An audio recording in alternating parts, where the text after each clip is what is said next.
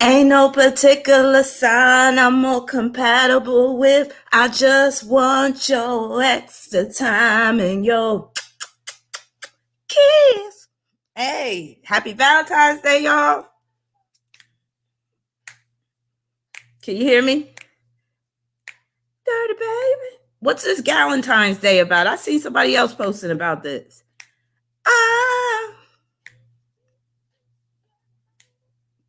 I know how to undress me.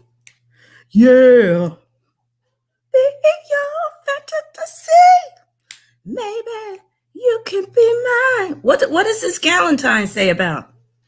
Leave it all up to me. We can have a good time. Hey, Sharecrot. Rich. Hey, Tara. Scorpio forever. Cool. To rule my world. Ain't no particular sign I'm more compatible with. That's a lie. Want your extra time and your kiss. Galentine is the day before the made-up holiday, aka V-Day. Hi. What? Hey, Pisces with pride. Hey, ex-girl. Hey, Lilith. I see people are starting to filter in. Oh, got to. Hey, Dana. Hey, the light. Just listening to a little Prince. Trying to get myself in the mood. Hey, East African Queen. African Queen. Now we're sharing the same dream. Hey. Women, not girls, rule my world. Said they rule my world. But he got with Mayte when she was 17. Actual age, Mom. Not just shoe size. Maybe we could do the twirl. Dynasty. To have an attitude. I'm not going to be on here long. I know I always say that, but I mean it tonight because I'm tired. I love will be your fool. Yeah. Hey, King Jason. Hey, Siobhan. Hey, Irrational. You don't have to be cool. Rule my world. Ain't no particular sign I'm more compatible with. Lies. Kiss. Oh. How many people got some kisses today for Valentine's Day? I didn't get a single kiss, but that's okay because I'm used to it. So I'm going to wait till this room fills up a little bit more, but happy Valentine's Day again to everybody. Hey, Justin. Hey, Jim girl. Jim, did you get some gemstones for Valentine's Day? If you're when you come in the room, if you're single, press 1. If you're coupled up, if you're booed up, if your honey right next to you, if you got some good loving on Valentine's Day, press 2. So if you're single, press 1. Married, coupled up, in a relationship, in a fling, press 2. I gotta press 1 because I gotta support my Lonely Hearts Club. I'm in the Lonely Hearts Club with y'all. All I see is ones. Okay, I was looking for you, Tara. Tara is 2. Esoteric Mommy is 2. Esoteric Mommy, are you married? Or are you just like in a relationship? What's going on? What's your status? All my single ladies. All my single ladies. All my single ladies. All my single ladies. Put your hands up.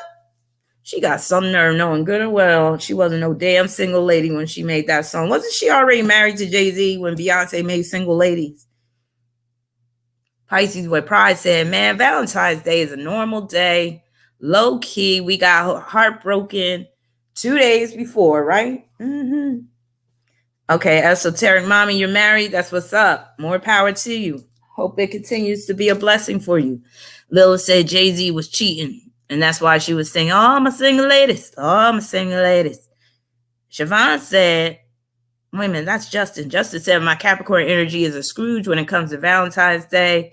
Right? I don't even really pay it no mind. Siobhan said my South Node in Aquarius ass ain't taken. Hey, well, you know, you got that North Node in Leo, so you're going to have a few good Valentine's Day. You know, next year, you might have a really good Valentine's Day. So, you know, don't ever give up on love when your North Node's in Leo. So Love will come. Love will find you. I love that song. That's an old school song. People, Bryson, Natalie, Cole, they did this duet album, and there's this song I love. It's called Love Will Find You. They talk about, you should never look for love. Never look for love. Love will find you. Oh, that's my shit. That's my shit. But yeah, like I still love love songs, even though there ain't no love coming my way. But actually, there's different forms of love. And maybe Valentine's Day should be all, about all types of love. And it actually is, because, dads will give Valentine's Day gifts to their children, and moms will, and all that type of stuff. And every Valentine's Day growing up, my dad used to get me and my sister something for Valentine's Day. So that was very sweet. And my dad got moon in Cancer. So, he all about that Valentine's Day and all displays of love and all that type of stuff. So I'll say I at least had one man in my life that, thought about me during Valentine's Day, and that was my daddy. Now, I'll say I've had a couple of good Valentine's Days in my adult life, dealing with men, being in a relationship. But one thing I got to caution y'all ladies on, just one second, I got to see who else is up in here. So who else we got up in here before I really get into this? And I am kind of waiting for the room to fill up even more before I get into some of my Valentine's Day experiences. King Jason said, dating here in Arizona is trash. Can't wait to move to Houston. All right. Well, I heard it's popping in Houston. You probably will have much better luck. I just noticed, Jason, like in Arizona, people are so laid back. I find that to really meet somebody, you really got to be in the right time at the right place, because people just don't be thirsty out here, it seems. Don't listen to them, said my dad's African. He said we don't believe in Valentine. Well, it is a European holiday, and I am going to get into the origins of Valentine's Day, even though that might rain on some of y'all Valentine's Day parade. But, I'm always about truth. So, Valentine's Day was not always this lovey-dovey holiday. It didn't originate that way. Oh, wow, Justin, you taking shots at Jason. So Justin said, if a dude can't find a chick, he must be doing real bad. Let's talk about that for a minute. You brought up a good point, Justin. Is it hard for men to get women? I would think it's harder for men to get women than women to get men. But then again, in certain cases. So sexually, it's much easier for women to get men, I'll say. When it comes to a relationship, it's much easier for men to be in a relationship, because usually it's the man that initiates it. When I say initiate, I mean it's the man that makes that determination, because usually it's the woman saying, well, what are we doing right now? Where are we at? Where is this relationship headed? Where are we going? I don't know what we are. And then that's when the guy is going to make his determination. Yeah, I guess we in a relationship. Yeah, you my girl. I want you to be with me for the rest of my life. But usually it's the woman that got to put the idea out there, unless it's just that type of man where he got a lot of Cancer energy. He got a lot of Pisces there. Usually it's some water signs. I'll say Scorpio can be the exception, where they're going to be all extra into it. Okay, so King Jason said, I'm same gender loving. So I would think, nah, I would say, and it depends on, who you're looking for. So if you're looking for a decent Black man in Arizona, that could be hard to find. I mean, if you're looking, but then again, I don't know. Is it hard for gay men out there in terms of finding love? I would say, yeah, in terms of finding love, but not sex. But I would say that about heterosexual couples as well. It's just easier to disguise lust as love when you're in a heterosexual relationship, I feel. When you're in a homosexual relationship, I would just say gay males, I would think that it's more discernible. Okay, is this lust or is this love? You know what I'm saying? So I feel like when it's a heterosexual relationship, those lines can easily be blurred between lust and love. I'll just say that.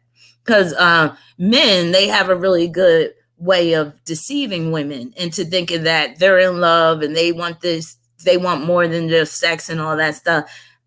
the male species is just very deceitful. I mean, I'm just like, it's like males will lie without a conscience when it comes to being able to make sure that you're securing a woman without giving up too much of yourself. I'll say that. Scorpio Forever said, Cancer men are whack to me. I think sometimes they do things to gain an audience, but it doesn't seem authentic. So Deandra, you know how difficult it is in Arizona? So Deandra said it's difficult in Arizona, right? Yeah, it is. It really is. Because I'll say this. When I lived back east, I was getting hollered at every day. And I know if I went back there, it would be like that. But that got annoying.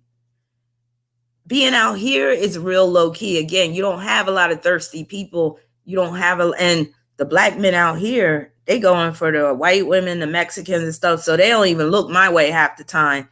That's just how it is. But it's all cool for somebody like me because I'm not really trying to be in a relationship. I'm not pressed like that. I actually like not getting a lot of attention out here because I dealt with a lot of that shit back east where dudes was breathing down your neck, you know, drooling and shit and all in your face. Hey, ma, how you doing? Hey, what's up? All, hey, shorty, all that type of stuff. That shit gets annoying after a while. Pisces with Pride said males are deceiving. Yes, they are. Because it's like, they could be very strategic. And if in that strategy requires them to lie, that's what they'll do.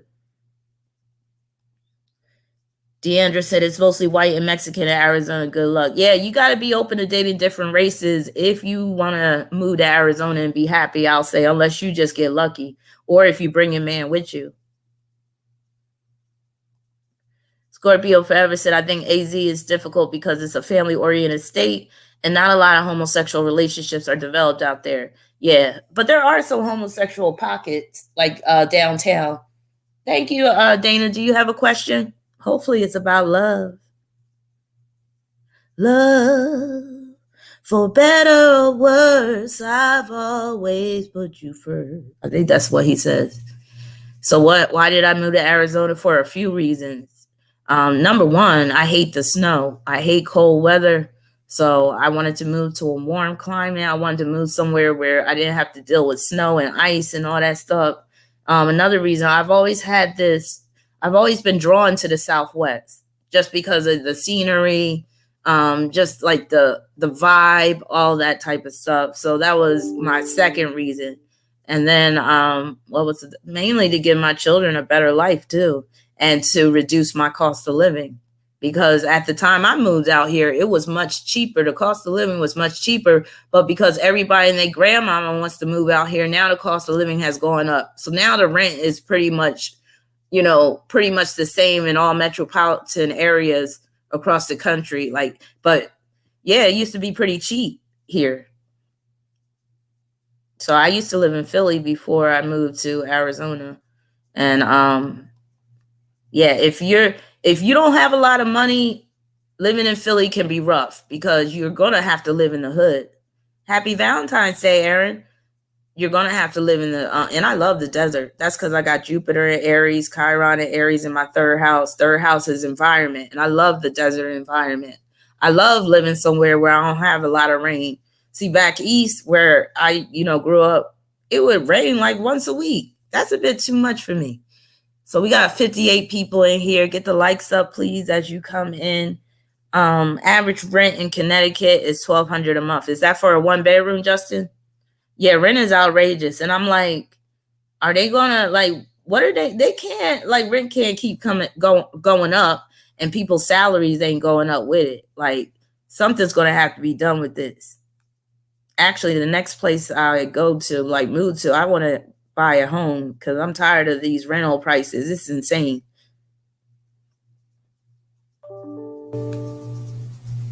Dana, where you at? Oh, you said, will I marry in this lifetime? Hey, I love questions like that. So I'm just going to pull one card now. So that one card is going to tell me. It might be very blatant. It might be a little vague. So you said, will I marry in this lifetime? How old are you, Dana, if you don't mind me asking? Justin said, yeah, for a 1-bedroom. or 2-bedroom, it's like $1,400. That's about the going rate in a lot of cities, a lot of areas. So you're 40. Okay. So you're in my age bracket, which means that your chances of getting married have gone down by like 50%, I'll say. But that's okay because there's plenty of people. Oh, no, they're not free tonight. So you can donate $5 to my Cash App. Let me put my Cash App up here. If you want to ask a question where you get a one-card reading. I don't even know if I cut the cards. Hold on. Will Dana get married in this lifetime? I ain't going to tell you the first card I got because that didn't look good. That's why I was like, I don't even know if I cut the card, but we'll see. Lord have mercy. You got, where's the comments? Okay, I got the devil card for you, which is not necessarily marriage, but that could be a long-term commitment, but that could be the type of commitment you not necessarily don't want. A type of commitment where you might have to compromise your values and standards and integrity. It could be a relationship where sex is the glue that keeps everything together. It could be where you get with a guy and he don't want to let go, even though you want to let go. So that double card, while it does look like you're going to be with someone, you said forget it then. Yeah, I mean, basically that's not a good indicator of marriage, but it can deal with where you are with somebody and you're living with them and all that type of stuff. So yeah. Now the first card I got was the Ace of Swords, which is basically a no too, because that can mean that, you know, you're very independent and you're going to stay single. But so there must be something in your chart that's pointing to that. Hey, Adora. Hey, Nicole, for the soul. Soul in the hole. Some of y'all got some soul in the hole tonight. Soul in the hole. Who got some soul in the hole tonight? Anybody got some soul in they hole tonight? I know some of y'all got y'all free going. Don't be shy. Was it good? Was it everything you expected for Valentine's Day? So we got some more people in here. When I first got live, I did ask, I said, for all the single people, press 1. If you're currently in a relationship or you're married, all that stuff, press 2. So for those that came in about 10 minutes ago, press 1 if you're single, press 2 if you are currently in a relationship or you're married, booed up, coupled up with somebody. So Nika, you're in a relationship. Annie, you're single. I'm going to put my status out there again. So I'm a 1, I'm single. Oh, I was going to get into that, Vanessa. Thank you so much for reminding me. So while y'all are chiming in terms of your relationship status, let's get into why Valentine's Day occurs on Aquarius season. And again, originally, this holiday had nothing to do with love. It was more of a lustful holiday. So we got to keep that in mind. It was more dealing with the perversions of people and where they were able to express those perversions or the perverted side of themselves. Or you can even say it was where they could be more liberated during that time. And, Aquarius rules liberation.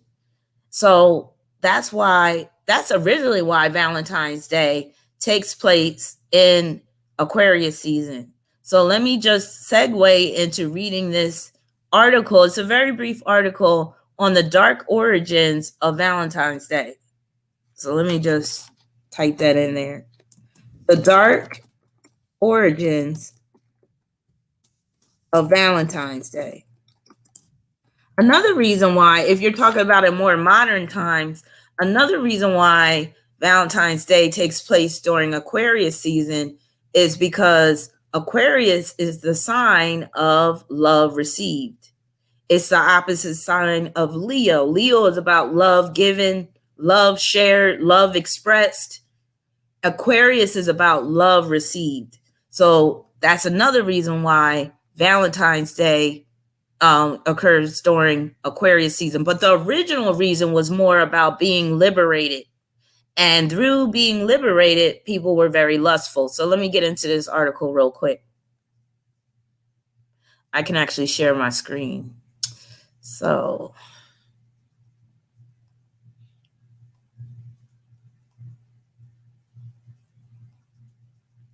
won't you share my love? Okay, I don't even know if I could find it. Where is it? And now you giving me, oh, it's the Chrome tab. New inspiration. Without you in my life, I have no direction. Together we can build, let me see if I see it, a world full of joy.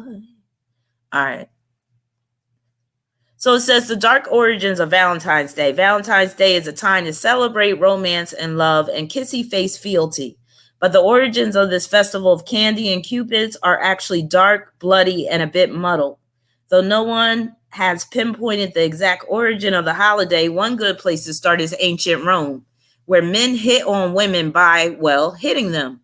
Those wild and crazy Romans. From February 13th to the 15th, Romans celebrated the Feast of Lupercalia, and that has to deal with like wolves, like I guess embracing the wolf or the animal spirit within you. The men sacrificed a goat and a dog, then whipped women with hides of the animals they had just slain. So this is about basically abuse towards women, but also there's a sexual part to it. The Roman romantics were drunk. They were naked, says Noel Linsky, a historian at the University of Colorado at Boulder. Young women would actually line up for the men to hit them, Linsky says. They believed this would make them fertile. The brutal feat included a matchmaking lottery in which young men drew the names of women from a jar. The couple would then be coupled up for the duration of the festival or longer if the match was right.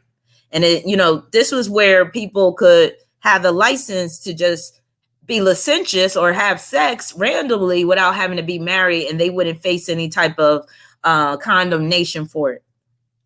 The ancient Romans may be responsible for the name of our modern day of love. Emperor Claudius II executed two men, both named Valentine, on February 14th of different years in the 3rd century. So that's where the name comes from. It comes from these men named Valentine being executed on February 14th. Their martyrdom was honored by the Catholic Church with the celebration of St. Valentine's Day. Later, Pope Gelasius I muddled things in the 5th century by combining St. Valentine's Day with Lupercalia to expel the pagan rituals. But the festival was more of a theatrical interpretation of what it once had been. Linsky adds, it was a little more of a drunken revel, but the Christians put the clothes back on it. That didn't stop it from being a day of fertility and love. Around the same time, the Normans celebrated Galatians Day, Galentine.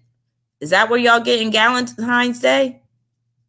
Is that where that comes from? Around the same time, the Normans celebrated Galentine's Day, Galatine meaning lover of women. That was likely confused with St. Valentine's Day at some point, in part because they all sound alike. Interesting. So y'all get the gist of the origins of, thank you, Mahogany. So just let me know if you have a question. But thank you so much for your super chat. So y'all get the gist of the origins of Valentine's Day. Wait a minute, what's going on with Vanessa? Where you at? Some drama going on with Vanessa. Wait a minute, where? You said my question on the widescreen. Wait, what did you ask? Pisces with Pride said, man, wasn't there that where lesbians, alpha males, and beta males came from? I'm not sure. I'm still trying to find Vanessa's comment.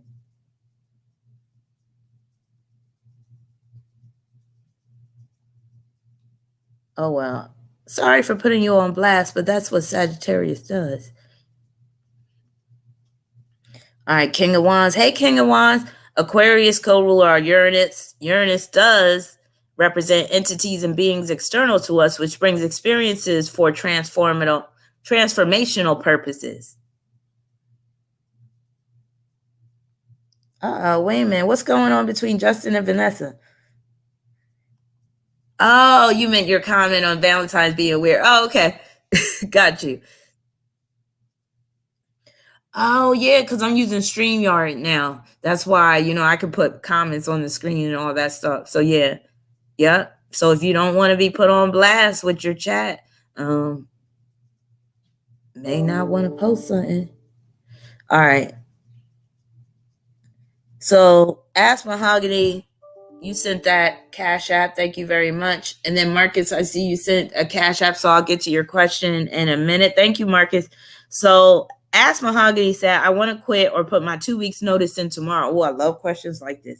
I have Aquarius in the 8th and it's a lot going on there. Am I being hasty, good or bad? All right, let's see. Are you being hasty about quitting and putting your 2 weeks in notice in tomorrow? I love quitting a job, man. But, you got to make sure you're going to be okay on the back end.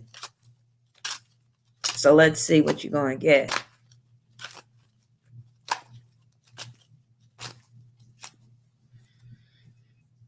Are you being too hasty? You got the King of Wands. Now, in some respects, you could look at the King of Wands as being hasty, but the King of Wands knows exactly what he's doing. And despite quitting a job, he's going to be okay. So I'm going to say, no, you're not being too hasty. You're doing what you need to be doing right now, especially if you have, you got transits going on in your 8th house right now? And if they're affecting anything involving your work, it really could be time to transition because that 8th house is a transition house. It could be time for you to transition into something different. So I say, go ahead.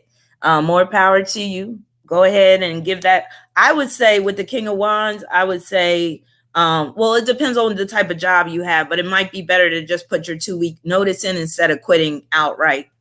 Because the King of Wands, even though the King of Wands, he does take risk, he's a grown, mature man. So he's not going to do anything to shoot himself in the foot. So you want to do this in the most dignified way and where you're going to be protected at the end of the day. So you have an Aquarius 8th moon. Okay. Oh, here's the Cash App is on the banner, but I'll type it in here. Thank you, Siobhan. So Siobhan just posted it. Here's the Cash App.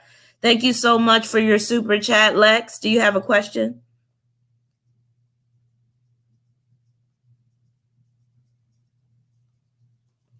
All right, so let me just tell y'all real quick. Like I said, I only had a couple of good Valentine's Day, right? So, oh yeah, so you have a question? Go ahead and post your question. So I'll get to your question before I get into this little brief story. And actually, it's a caveat for you ladies out there. Thank you for your super chat, Logo de Cosmos. So you said, how long does it take Pluto to change signs?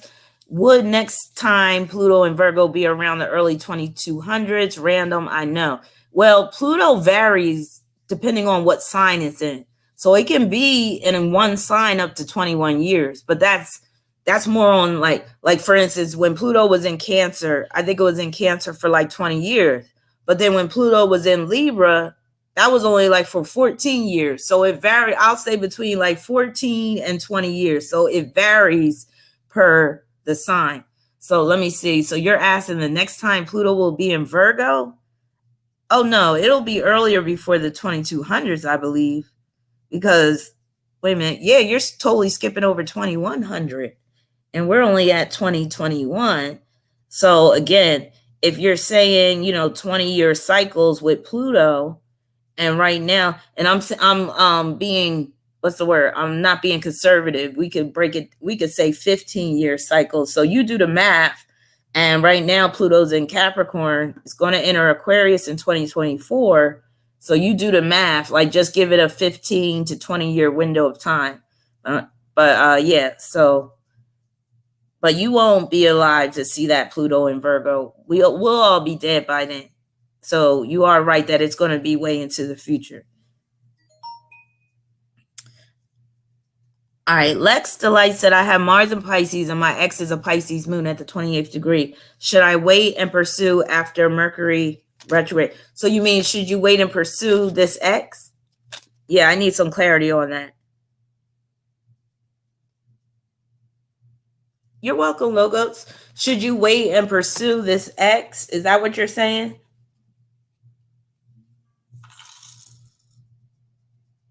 Oh, y'all showing me some Valentine's Day love tonight. Thank you. Okay, so let's see. I'm gonna pull a card and see if you should wait until after Mercury retrograde. But you know, during Mercury retrograde, that is a time where you can reconcile and, you know, get back in touch with somebody. But we'll see what the cards say. We'll let the cards decide.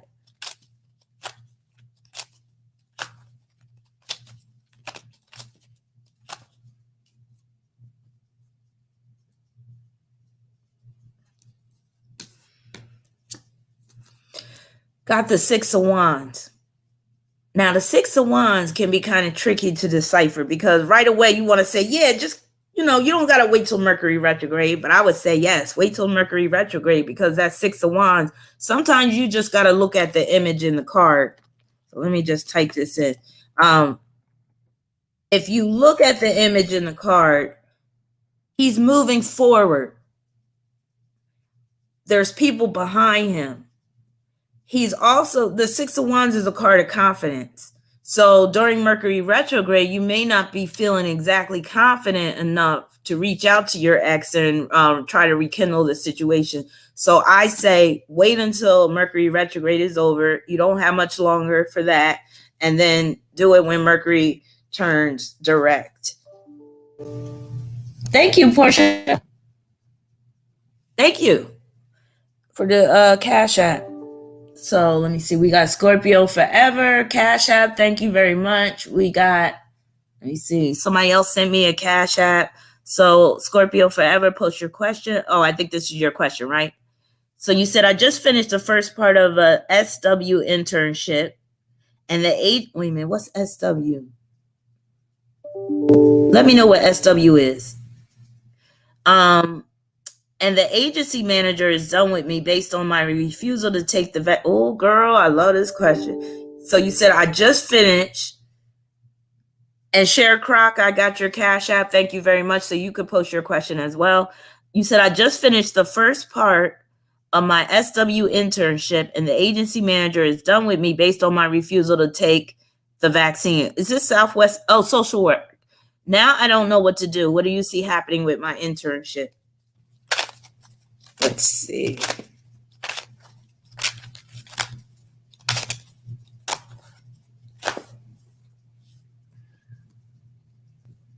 But good for you for standing up and not taking that, because I think these companies are crazy. But when I was a social worker, I had to, they were trying to get us to take the Hep B vaccine, which is interesting because the only really two ways you could get hepatitis B is through sex and intravenous drug use. So I don't know what they thought we was trying to do, but because we worked at a homeless shelter, they was trying to force that shit on us. So I got the Six of Cups for you. So the Six of Cups, that sounds like you're probably going to have a face-to-face meeting with the agency manager at some point, and you're going to have to, you know, explain more in detail your reservations about not taking the vaccine. It doesn't look like they'll let you go, but it looks like they are going to try to coax you more and try to, you know, understand where you're coming from and things like that. So it looks like your internship is still going to be okay, but you really have, like, if you do have that face-to-face meeting, and again, it does look like you're going to have to basically explain, you know, your rationale. And I would make it into a spiritual thing. I would be like, it's against my religious beliefs. And I would just leave it at that. When you put it out there like that, usually that shuts people up. When you put the word religion up in there, usually because people's religious beliefs are protected. Oh, so she already, oh, wow. So she won't let you back into that. Oh, so she's trying to say it's a safety issue. But that Six of Cups. Oh, okay. then that Six of Cups can mean that there could be somebody over your head that you can appeal to where you can get back in, because that Six of Cups is not really about where you're being let go or where you're being kicked to the curb. So it looks like there's somebody that you could talk to that's over her head even, where you can get some recompense if you really want to continue that.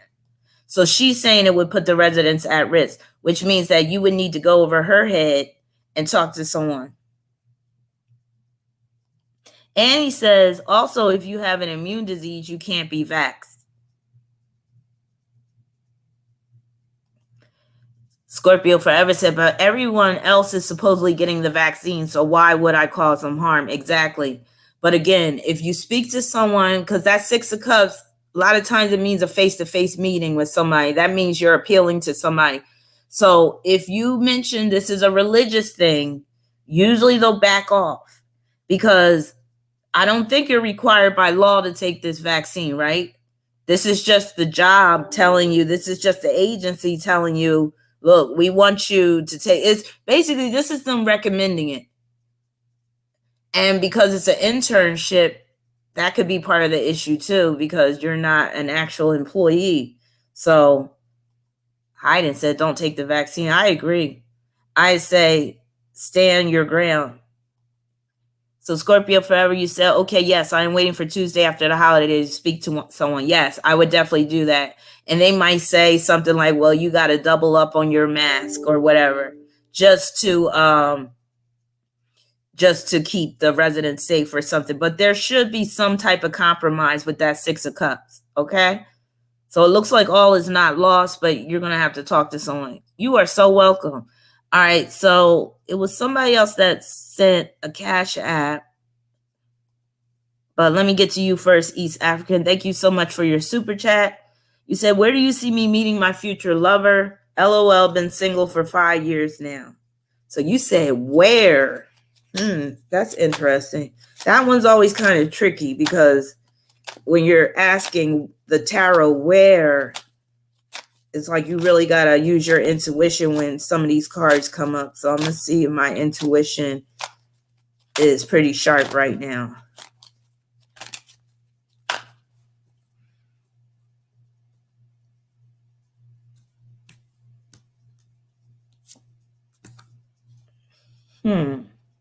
So you got the Magician card.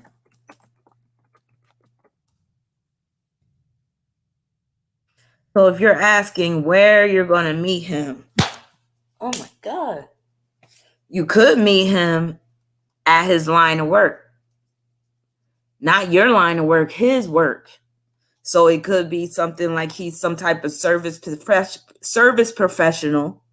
You get some type of service done, because the Magician, this is a man that, you know, he's highly skilled. He has some type of expertise. He's doing something for you, providing some type of solution or some type of service, what have you. So it could be where you meet this guy, maybe you're going to get your car fixed or something, and he works there, and maybe he's the manager or something at the car repair place or something like that. It looks like it will happen like organically like that, instead of you having to go to some online dating site and find somebody that way. So it's going to happen. Again, I don't see it happening where you have to go look for this person. It's going to be where he's going to be right where he needs to be, and you're going to go there for some type of service, and boom, then y'all going to start talking and you're going to hit it off. So hopefully I answered your question and gave you some clarity. Who's just playing us? Now, Serena Happy says some folks are taking the vaccine. It's a personal decision, and no one should be judged for taking it or not taking it. Exactly. Just like how people talk about abortion, like how it's a woman's choice. It should be everybody's choice whether they want to take this vaccine or not. You are so welcome, East African Queen. Callie said organically is always good. I agree. That's one of the best ways to meet a person, when it just happens naturally or organically. But then again, I've gotten myself in trouble doing that. And it's like, it's so funny, because it's almost like my conscience be trying to warn me, like those times I've gotten in those bad relationships, it was like when I saw the guy, it was like time stopped, the music stopped, everything stopped, and it was like everything. And I know this is sound cliche, but that's how I would experience it. It was like the music would stop, the talking would stop, and it would just be me and that one person in the room, and I'd be staring at him, and I would just have this feeling like I know we're going to have a connection. And then next thing you know, I'm hating his guts 2 years later. That's how it usually happens.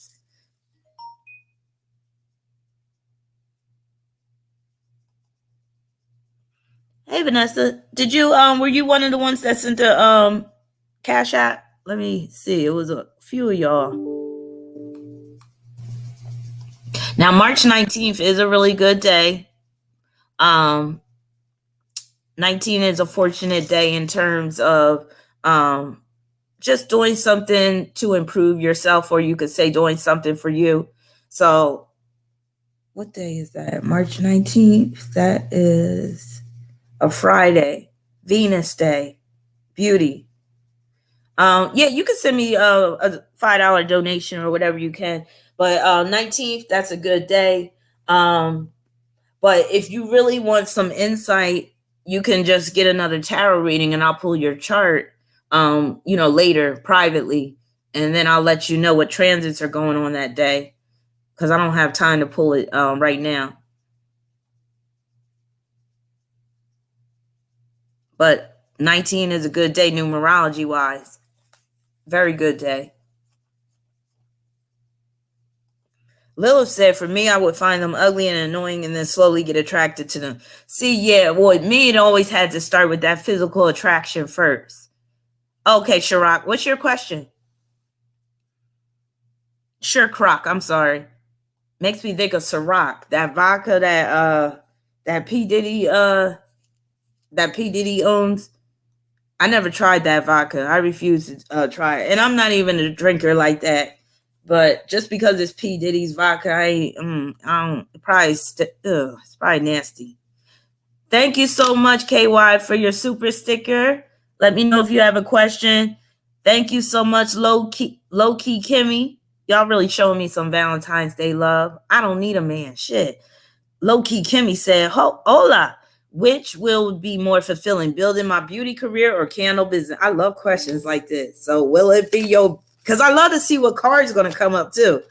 Will it be building your beauty career or candle business?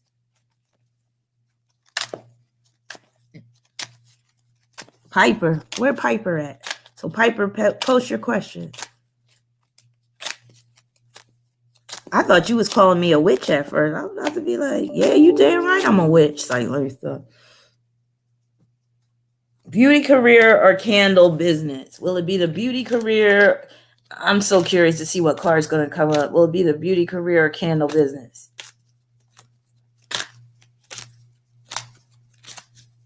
And y'all remind me to tell y'all this little brief Valentine's Day story so I could give y'all this warning, because I had to learn about this the hard way. Hey, it's Piper. Let's see. So you got the 4 of Wands. I see that more so being your candle business first. So build that candle business first with the 4 of Wands and then back it up with the beauty career. It looks like the candle business will be easier anyway. Do you feel like the candle business would be easier to start? Let me know.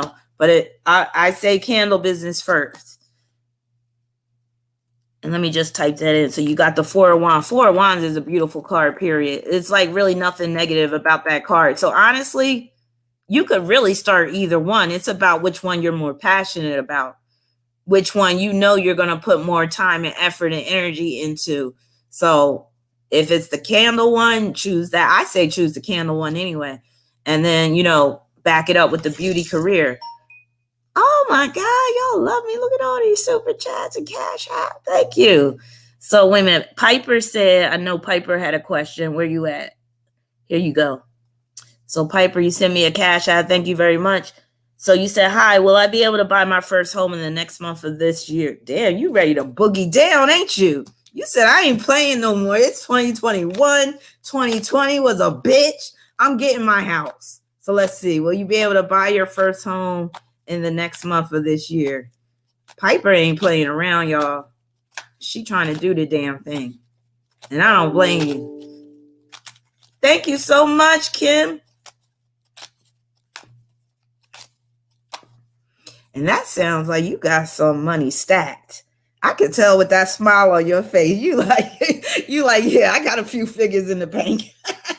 It sounds like you ready. It's just a matter of when. All right. Now I got the high priestess. Let me put that down here. So it won't be next month. But because the high priestess can point to a waiting period. So you won't be ready next month. But I'll say this year, it could happen. And the high priestess, it can deal with where you gotta be patient, where you gotta wait, but it's not an unpleasant waiting period, like some cards indicate. High priestess is where you could just sit, chill, maybe even stack some more paper, and then make sure you're even like more secure by the time you get ready to buy that house. But next month, it's not the right month to do it. So yeah. And if you think about it, the two signs we got next month, Pisces and Aries, I don't really like that shit for buying a house anyway, unless you got those signs in your fourth house. Maybe you do. But yeah, that's right, Marcus. Thank you for showing up. And then I'll get to DJ Destiny. Thank you for your super chat. Nika, let me know if you have a question. Thank you for your super chat. Free Spirit, thank you for your super chat. Let me know if you have a question. Y'all making me put in some work tonight, but I love it. All right. See, I'm all hung up on these vaccines. I thought Marcus just said I had 2 vaccines. I was about to be like, Marcus, I'm about to put you over my knee. Oh my God. But you said I have 2. Look at you. Look at that glow to your skin. I always be like, he be having that glow. You got that glow. Remember the Last Dragon movie? You feel that glow when you got that glow. He got that glow, boy. All right, Marcus said, I had 2 questions. My mother recently took the first round of the vaccine, so this does deal with the vaccine. I thought I read vaccine, and she's been feeling on and off. She's been rethinking about taking the second round. Will she be okay in the long run? Oh, shit. Some of these questions kind of serious now. Will your mom be okay in the long run if she takes the second round? Oh, this is deep.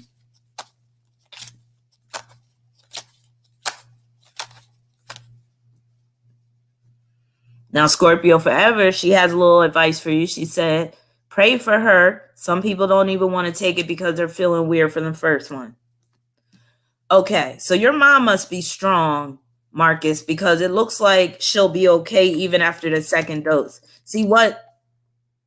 But I would try to talk her out of it though, Marcus, because the 6 of Wands can also mean where it's like you passing it over. Like you don't need that shit. Like you good. That's what you need to tell her. You need to be like, Mom, you're already good. You don't need that second dose. Just as a precaution, I would advise her not to take it because really a lot of times 6 of Wands can mean where you're moving past that shit. You like, nah, I ain't going. Remember how I was explaining that 6 of Wands in the other situation? And I was like, the 6 of Wands moves forward. Now, it could mean moving forward to get the second shot, but it can mean that, nah, you're so confident in your own immune system or just confident, period, that you don't need to get that second dose. So I would talk her out of it, especially since she's feeling off and on about the first dose. So even though it looks like she's strong enough to be able to survive that shit or to make it through, just as a precaution, I would be like, 1 shot is enough. That's it. And call it a day. So I hope that helps you get some clarity. And sometimes you might have to be a little bit firm with your mother because a lot of our older a lot of younger people too, but a lot of our parents and grandparents, they're being motivated by fear. So if you can help to allay some of her fear about this, maybe you can convince her to not have to take that second dose. Because again, it's never good to be motivated by fear. Never. Because when you're motivated by fear, you're more prone to make an irrational decision. Annie Brito said, messing with our RNA. Hell no. Exactly. And again, everybody that is willing to take this, I'm not even going to say the word. I shouldn't be saying it because YouTube going to put that thing and they might, I don't know. But I'll say the shot. People got to keep in mind when they're taking this particular shot, you're guinea pigs. Because guess what? They never even tested these shots on animals. So the people that are getting these first round of shots, y'all are a part of the experiment. Y'all are part of the guinea pig. Nobody knows how this is going to affect people in the short term or the long term. You know, people actually died that took part in the study. There were several people that died just taking part in the study. So that should tell you, son, there's people that have died already after taking the shot. Do you really want to take that risk? So if you can phrase it to your mother kind of like that, then maybe you could really help her to make up her mind and to just bypass that. Actually, that's a good word. 6 of Wands can be bypassed, where you're bypassing the second dose. So yeah, just move right on. All right, who else we got? So Free Spirit, I'll look and see if you posted a question. If not, thank you so much for the super chat. DJ Destiny, thank you so much for the super chat. You said, I am in a committed relationship with a Pisces, but a Gemini has really been a bit of, oh, girl. But wait a minute. Are you a male or a female? But a Gemini has really been a bit of a temptation. Who would be a better fit for me? Long range, career, or love? I am a Scorpio, by the way. So who would be a better fit for you? Long range, career, and love. So you're somebody that likes to think ahead, don't you? You're somebody that really likes to weigh the pros and cons before you make a final decision. I like that. All right, since you sent the $10, I'll pull a card for each individual and we'll see which one wins out. So Pisces will be the first, and you are in a committed relationship with him, but this Gemini is tempting you. No wonder why, because that Pisces is probably putting you right to sleep, and I don't mean in a good way. Actually, some Pisces men can be good in bed.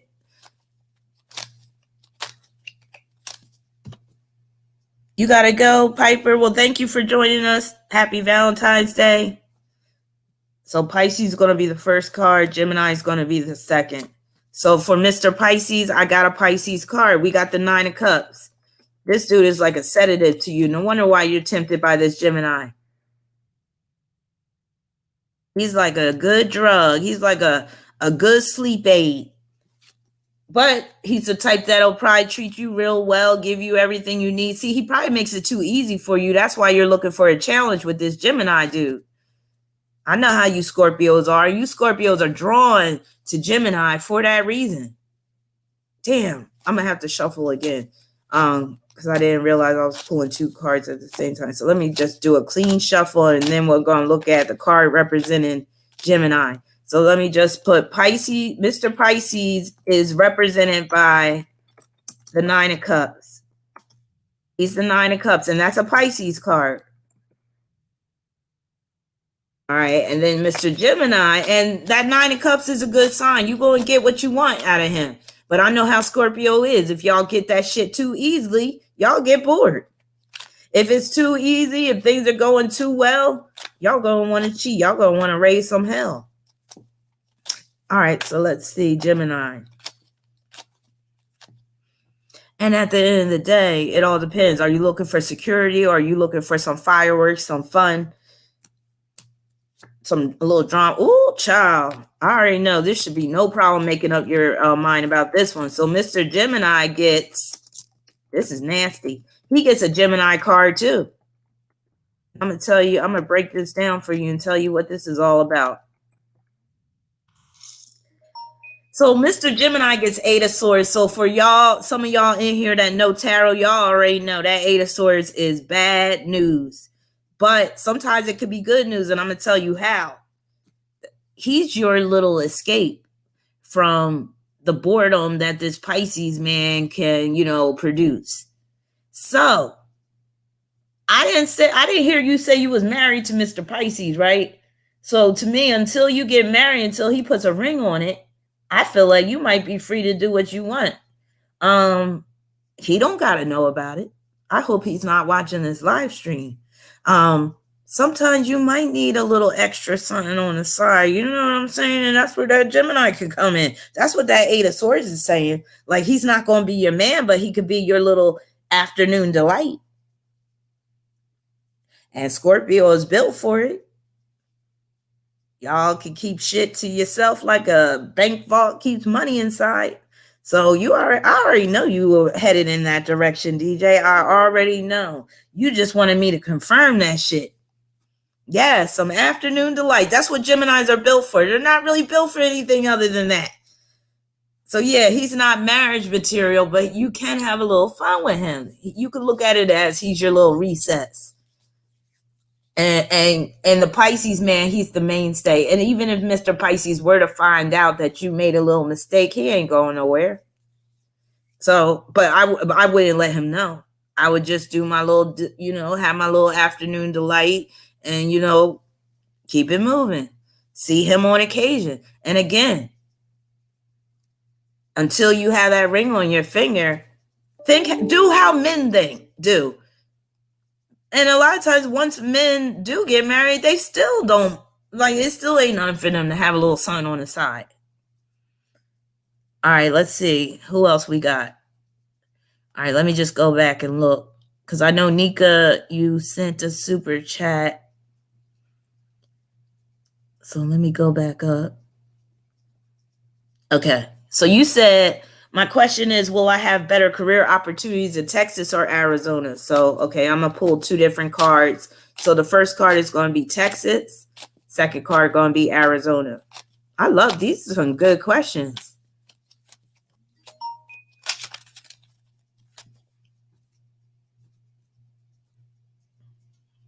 Question is, will I ever leave you? The answer is no.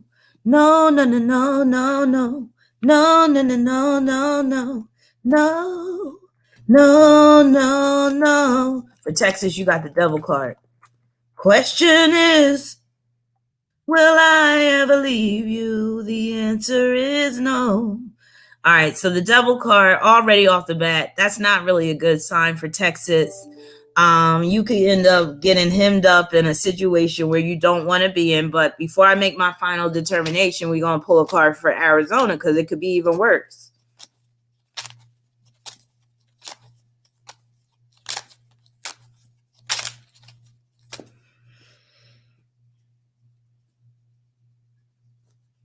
All right. So you got the Knight of Swords for AZ. So Arizona, which is better than the Devil card. I'd much rather go somewhere where I have Knight of Swords as career. And that can mean you get a job real quick. Boom. As soon as you get there, boom, job. So Knight of Swords is much better than the Devil card. So Arizona is better for you career-wise than Texas. Hey, neighbor. All right, everybody coming to Arizona. That's what's up. We should have a meetup. All right, let's see who else. Arizona knows how to party.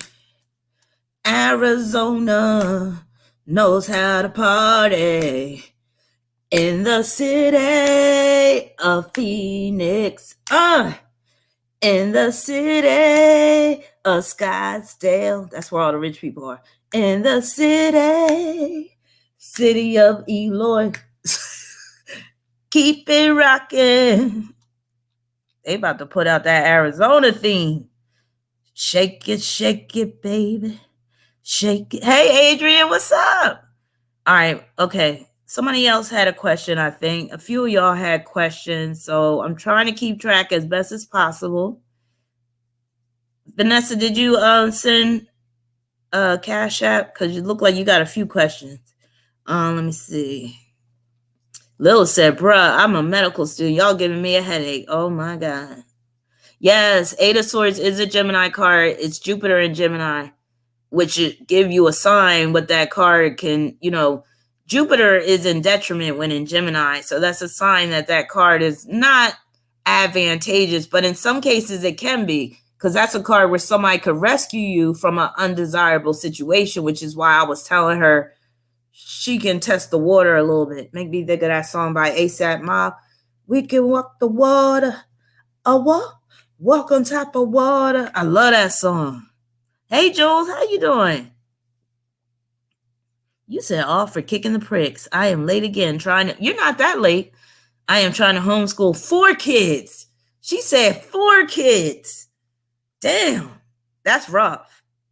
Okay, there you go, Vanessa. All right, let me see. So let me go back to your question. Thank you, Vanessa, for the Cash App. Thank you, Temple of Black Eroticism. I'll get to your question in a moment. I got to get to Vanessa's question. And then there was a couple of other people too. So repost your question if you posted it already. So you said, is he thinking about me or something he's taken to? What do you mean he's taken to? Wait a minute. You said, why can't I stop thinking about this guy? Oh, I get it. He's taken to. That's why it's important to read the first part. Why can't I stop thinking about this guy I met a few years ago? Is he thinking about me or something he's taken to?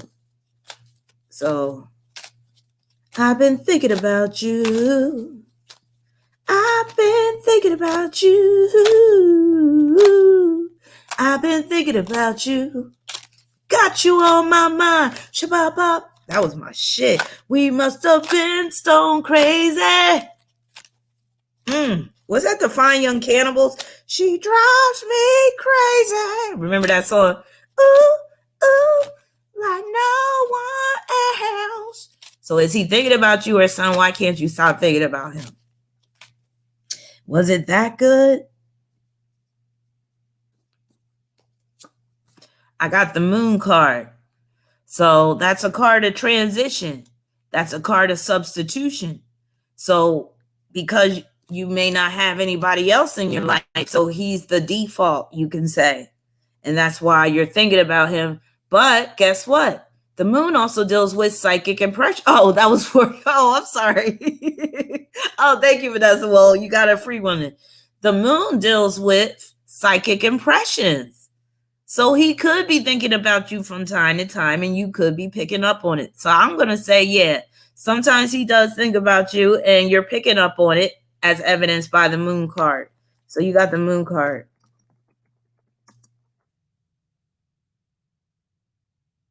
All right. Thank you, Lex Delight. Do you have another question? But wait, we had somebody else. So Sharak. So you said I'm a Sag, Sun, Cancer, Moon, Virgo, Ascendant with Stellium in 3rd house, Scorpio, and want another job from Subway and would like guidance on what to do. All right. Is most of your experience working in the food industry with that Cancer Moon? Virgo Ascendant is good for that too. She said the Mercurial. I like that. You like to wear Crocs? I look at Crocs as Cancer shoes. So you want guidance on your career or your next job.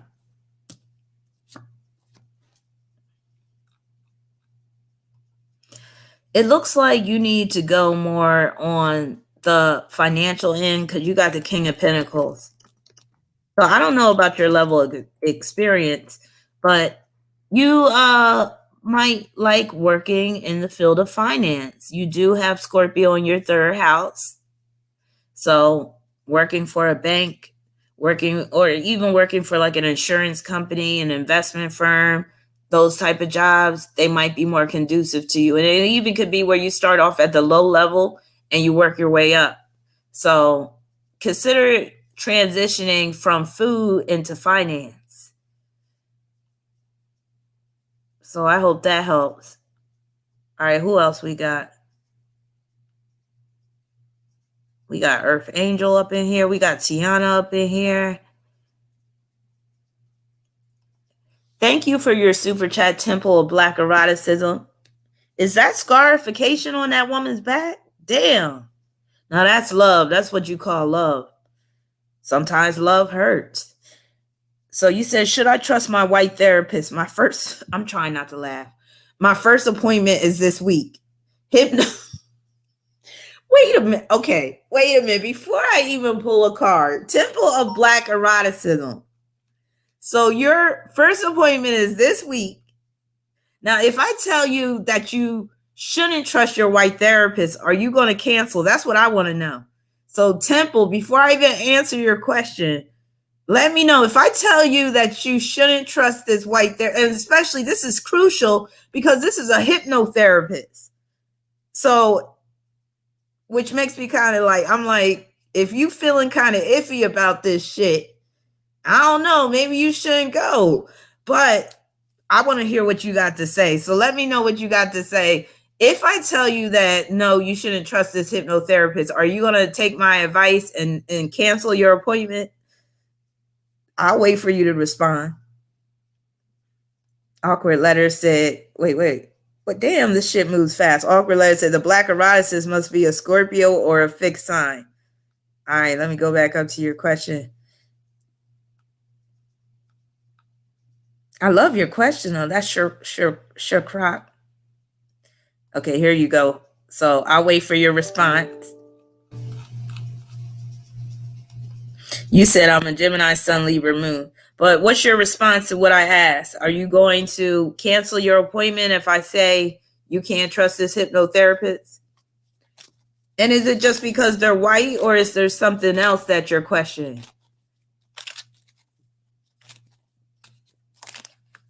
You said you're a Gemini, Sun, Libra, Moon. Well, Libra, Moon, of course, you really want to weigh the pros and cons.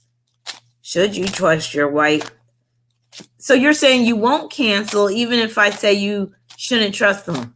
So you're going to put yourself at risk. All right. Let's see.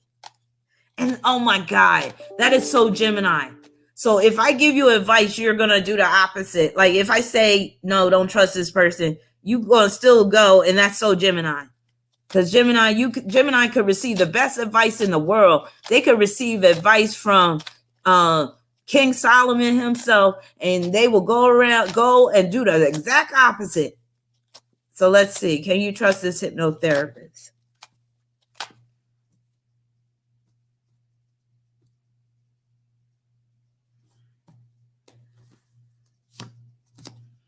All right, I got the 7 of Wands. So I'm going to say you can trust a hypnotherapist, but there might be some things about this hypnotherapist technique and style that you find a little off-putting. And you may find that it's not that effective. You may not even be able to be put under. So, and it makes sense. You're a Gemini. So being a Gemini is one of the signs that's not easily hypnotized unless they have something in their chart like sun squaring Neptune or some shit like that. So you said just because they're white.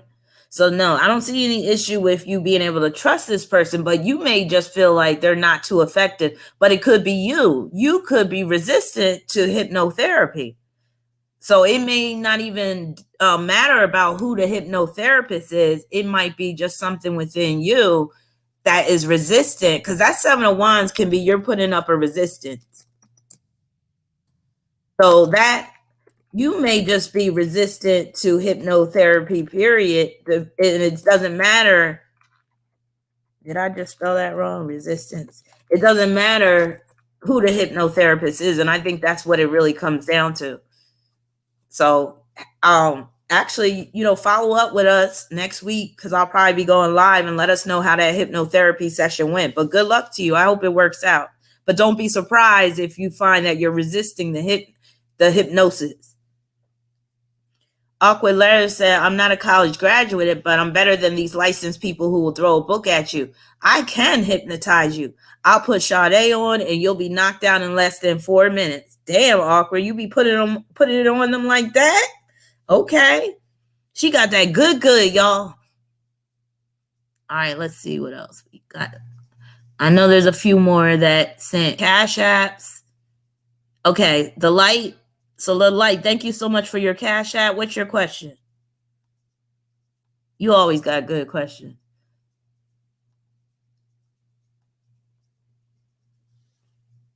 Let me see if you might have posted your question already up in here. Let's see. We could drop the water. Walk on top of water.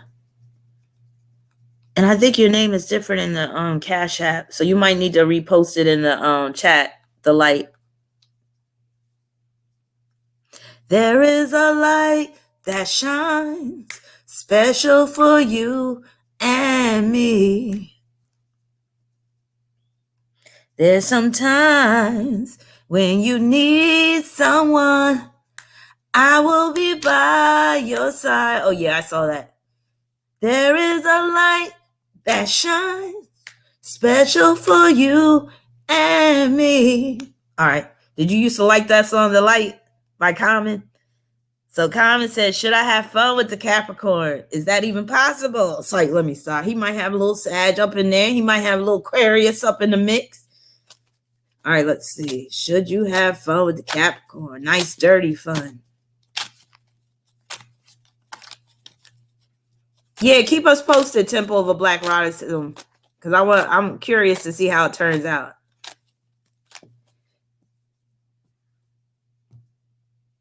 What if the devil card came up? Because you know the devil card, that's Capricorn. Oh, girl, you about to have some fun. I'm going to have me some fun. She going to have her some fun. She about to have her some fun. Because guess what? You got the big dick card. She got the big dick card, y'all. Ace of Wands. Hey. So let me stop. No, but yeah, go ahead. Have your fun. Get your groove on. Make it happen. Ride that pony, girl. If you're horny, let's do it. Ride it, my pony, my shadow, or saddle. My saddle is waiting. Come on. That's what the Capricorn is saying. Come and jump on it. Woo!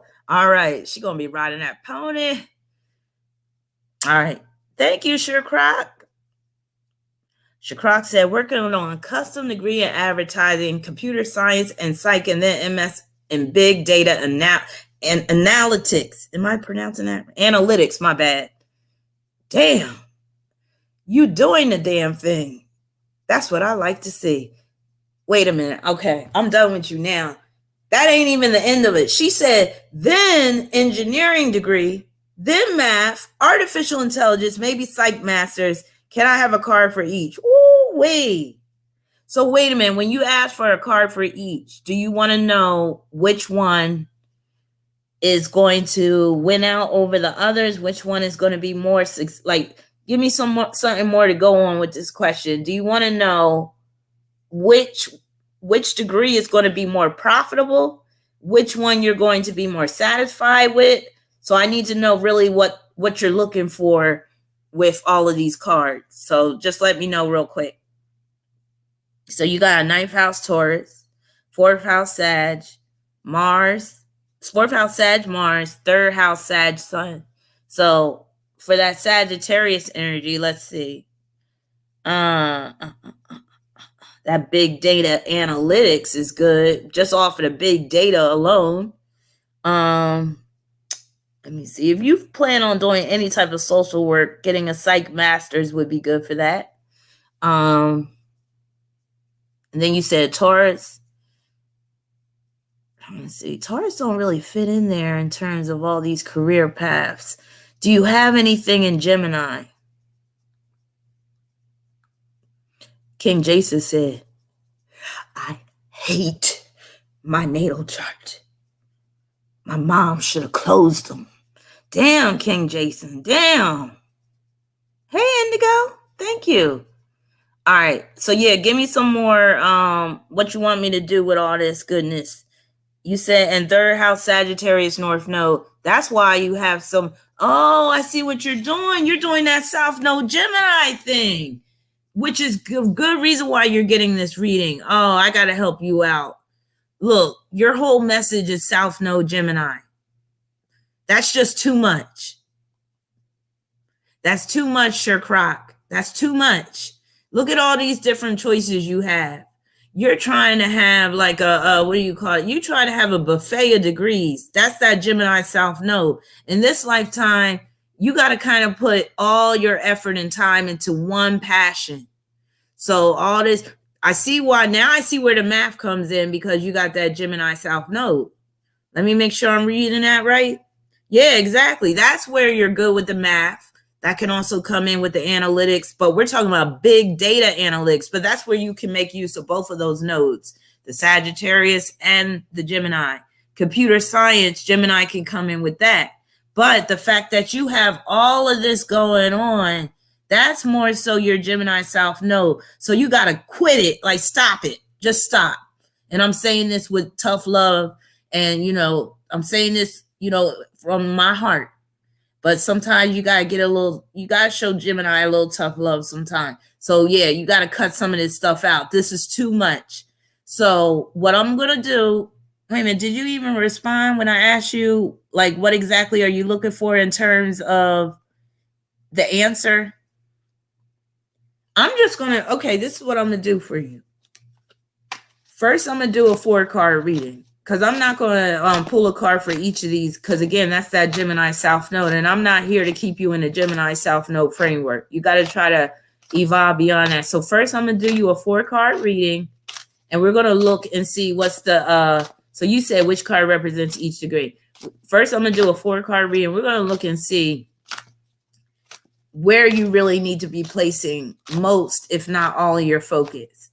And that will help you to really narrow things down. Because you're all over the place with these degrees. And that's not how you're supposed to do it. Like, again, that's that Gemini South Node. Being a master. Wait a minute, how's it go? Being a jack of all trades, master of none. That's what that's about.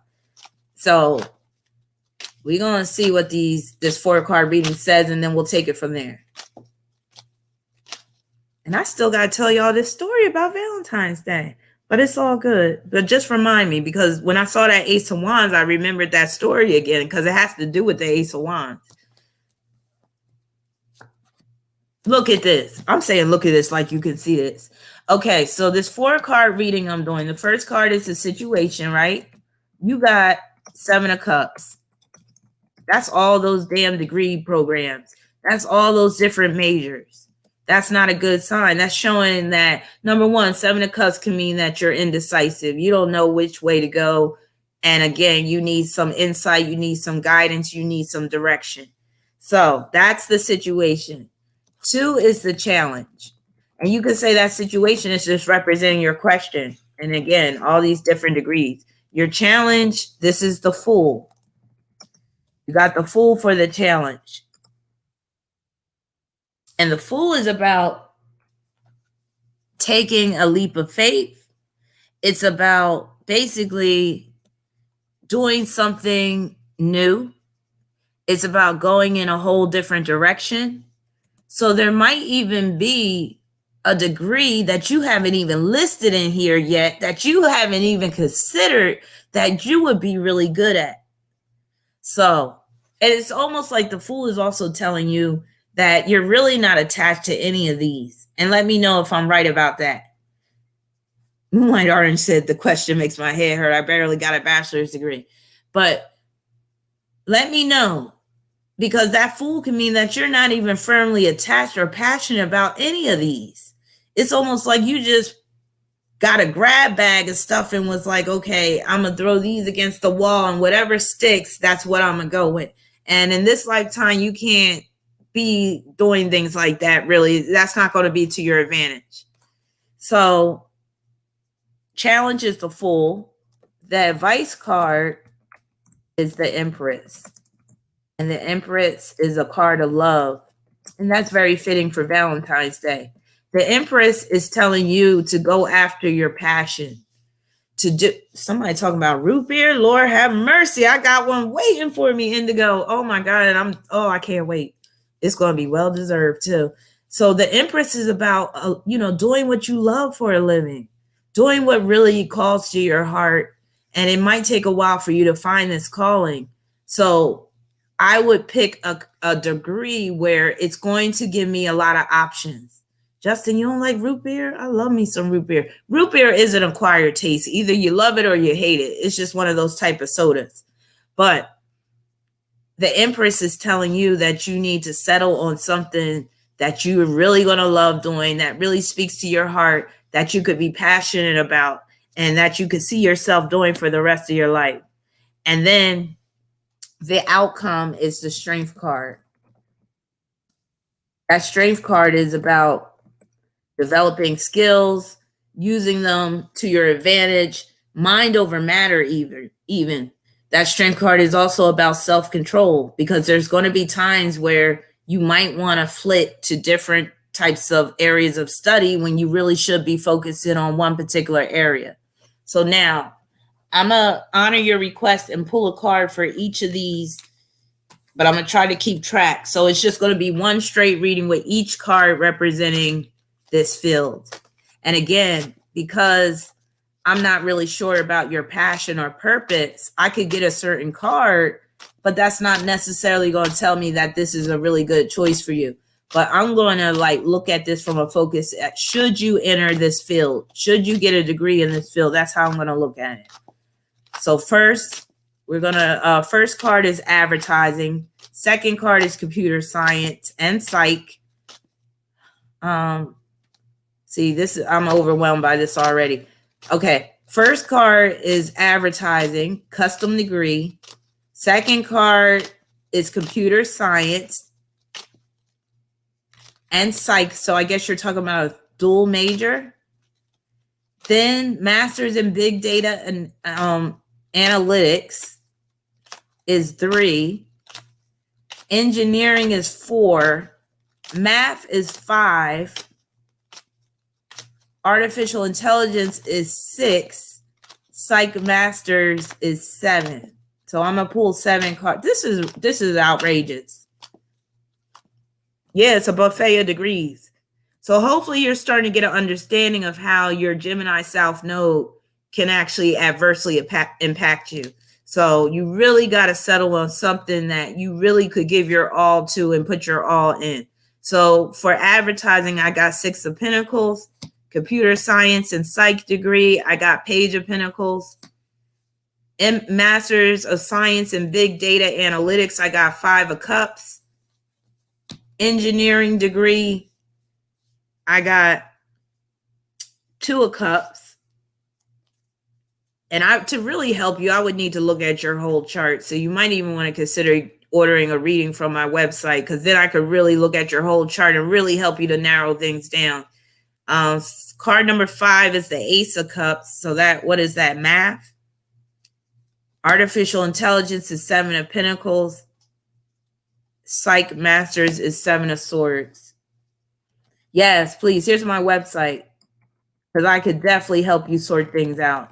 And actually, I'm really interested in helping you further. So 1, again, we're going to put advertising. That is 6 of Pentacles. So that looks rather promising. But I wouldn't bet the bank on that. What's the next one? Computer science and psych. I don't understand how those have a connection, but anyway. But that's very Gemini to have that combination. Page of Pentacles. I would say no. 3. Because again, we're looking at what's going to really be your passion. 3, you said MS and Big Data Analytics. You got the 5 of Cups. That's a definite no. 4, we had engineering. You got anything in Aries? That's 2 of Cups. That's promising. Possibility of engineering. We got number 5. We got math. We got Ace of Cups. I'm going to say possibly. So possibly for math. But math is more Gemini South Node than Sagittarius North Node. Unless you want to be a math professor, then that would be Sagittarius North Node. So math is a possibility. Definitely a possibility. And then we got Artificial intelligence, I'll just put AI. You got 7 of Pentacles. That's a no. You don't want to sell your soul anyway. All right. And then we got card number 8. You said Psych Masters. I got 7 of Swords. That's a no.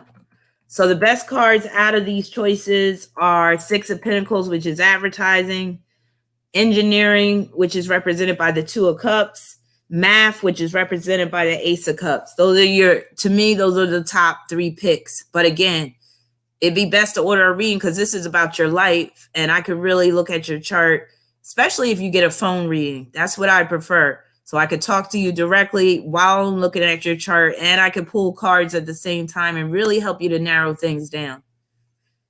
Moonlight Orange said, I say do math. All right, let's see. Who else do we have? Anybody else? Let me check my Cash App. Actually, before I even get into anybody else, I got a Cash App from A. McKinney. I don't know if I answered your question. I got another one. Oh, I already answered yours. Let me see. I got one from Daniel. I got one from Mandalax. I don't know if I responded to yours. And then I think I responded to everybody that sent a Cash App, but I'm not sure about the super chat. So just, if you send a super chat, just let me know and repost your question.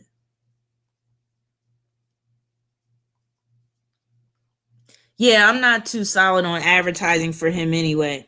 But that 6 of Pentacles could be promising. Like, for instance, he or she could always have a career in engineering and math, but have an advertising business on the side. So I'm not going to totally rule out advertising just yet. So that might be some way where he could still fulfill some of that Gemini South Node, because the Gemini South Node is not going to go away entirely. So there are going to be times where they're going to want to diversify, and that could be a way. They could have a business on the side dealing with some type of advertising, and then math, engineering as well. But again, I'd rather just do a reading for Sher Croc instead of, just relying on these 7 cards. So I can, really get some insight. Thank you, Indigo. Let's see. So yeah, I recommend 60 minutes in your case because it goes fast. Those phone readings be flying, and people that gotten phone readings from me, they'll tell you how fast they go. A 30-minute phone reading feels like 10 minutes. And if you're a chatty person, you better get an hour. All right. So, and you probably are because you're a Gemini South Node. So yeah, you're going to need at least an hour. And then there's always an option of doing a video nail reading if you rather do that. And sometimes that works out to be a better value if you know that what your questions are going to take longer than an hour. But let me just tell y'all this little Valentine's Day story while I'm at it. And let me pull up a picture just so I can set the tone real quick.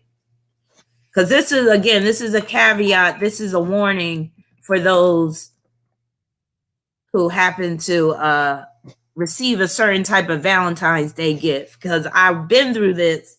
So I'm here to help actually the ladies and the men if y'all were ever to receive a gift like this for Valentine's Day.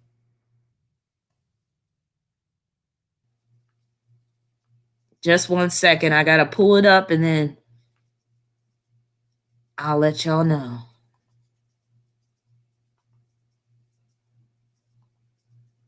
Save room for love.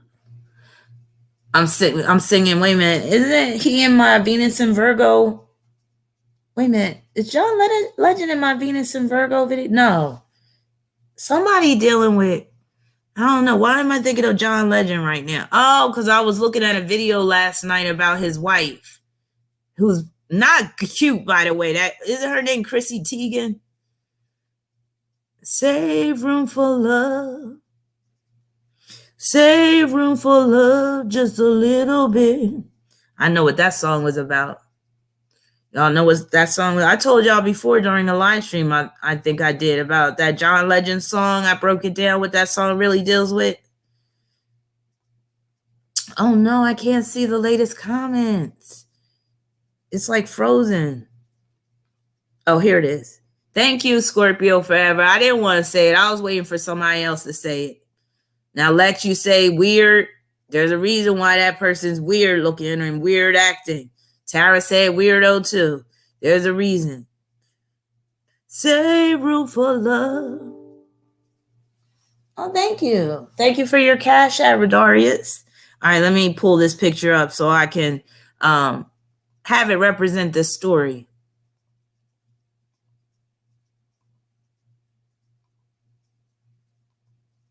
Okay, anybody know what that is? Let me know if you know what that is. Just shout it out, anybody. Let me know what that is. There's a moral to this story.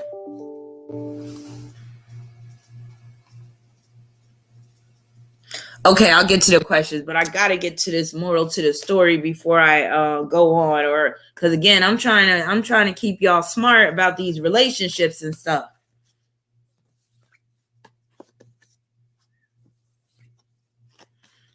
Don't listen to them say, what the hell is that? Indigo said toilet paper holder. The light got it. Justin got it. Scorpio Forever. Of course, Scorpio Forever know what that is.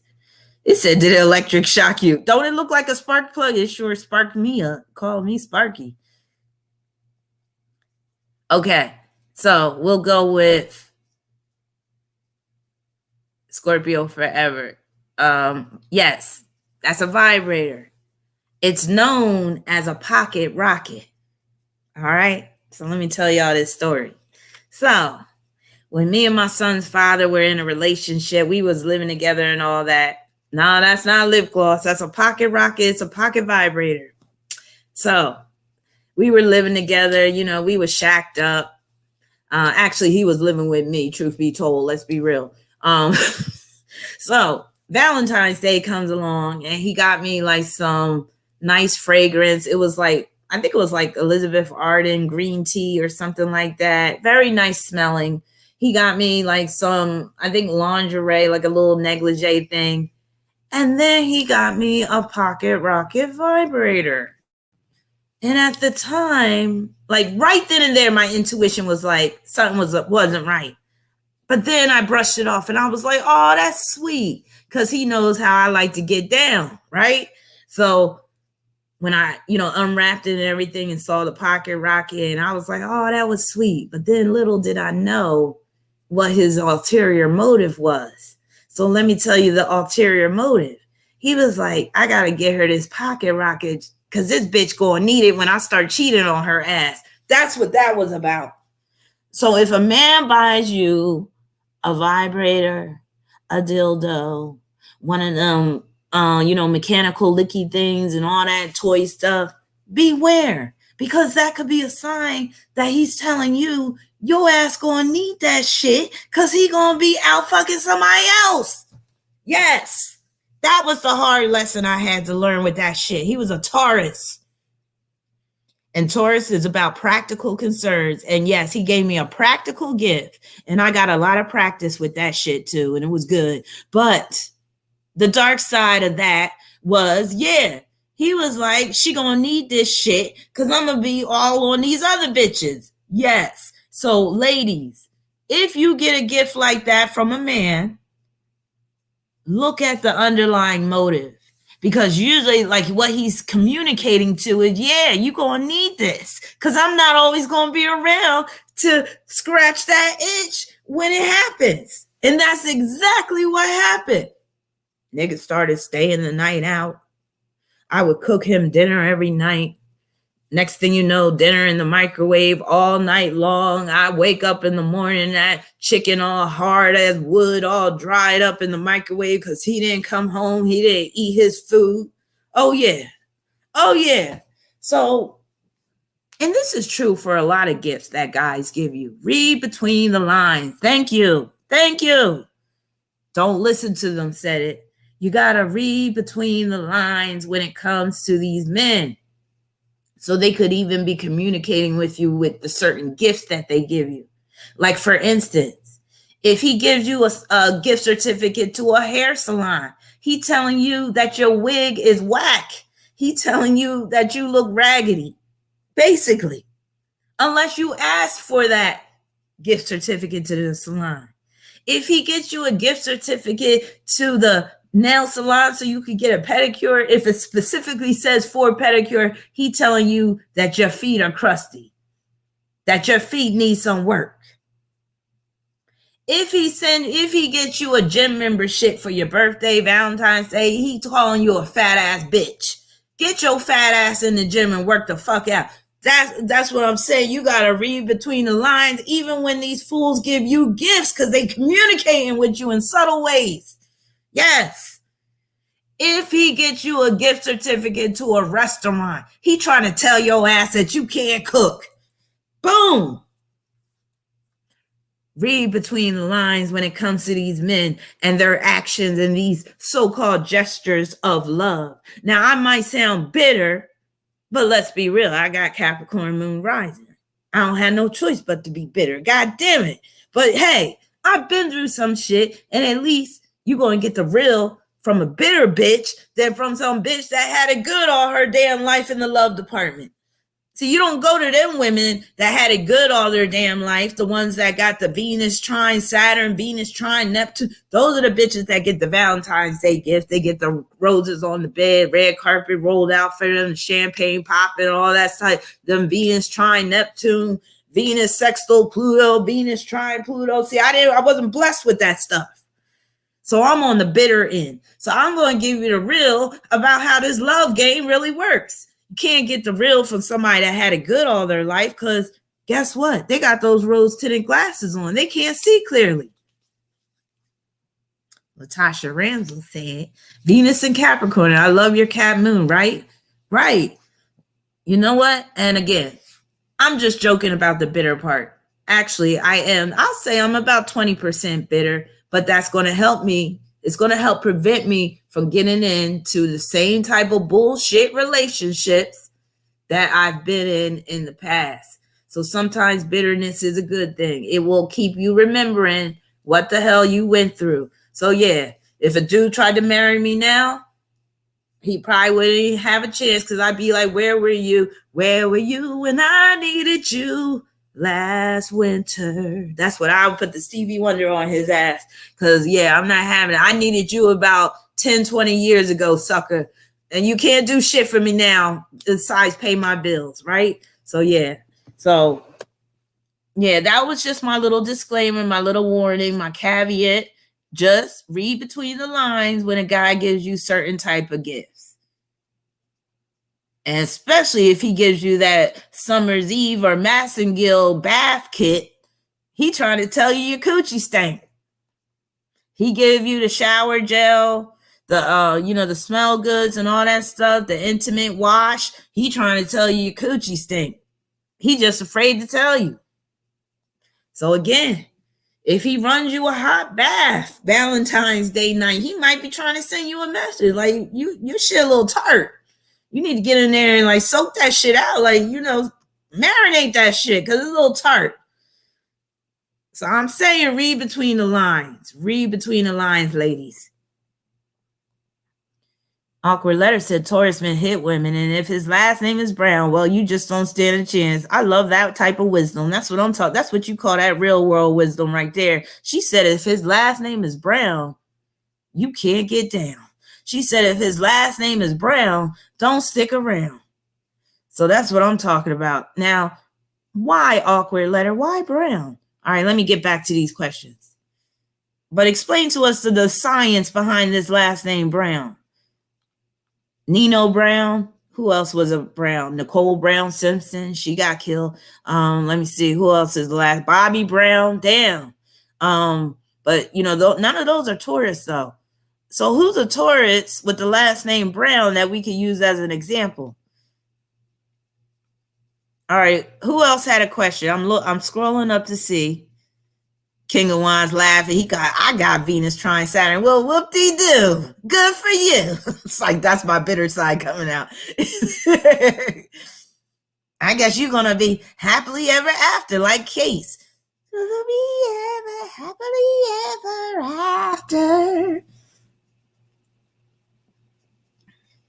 All right, let's see.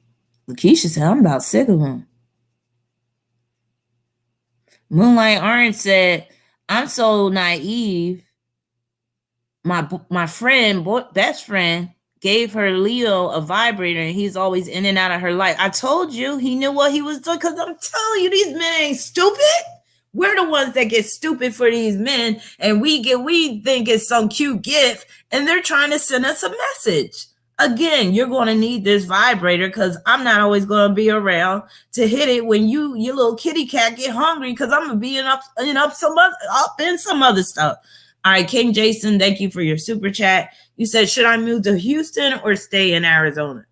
I'm going to pull one card and see if I can see in that card signs of Houston versus Arizona, because sometimes I like to challenge myself like that. So if we see wands, that probably means Arizona. If we see something dealing with, let me see, maybe air, maybe that's Houston. Maybe earth too.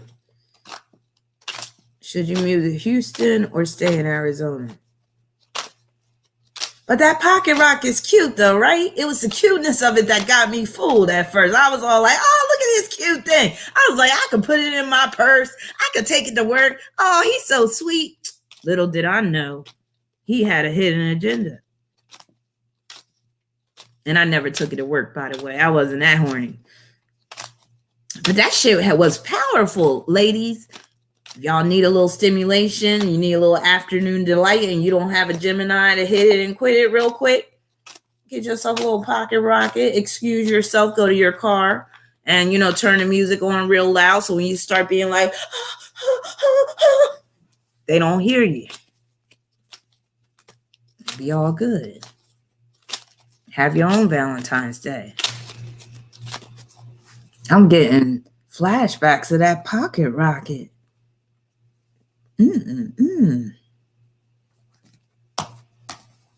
Yes, in the car. Sometimes you got to get in where you fit in.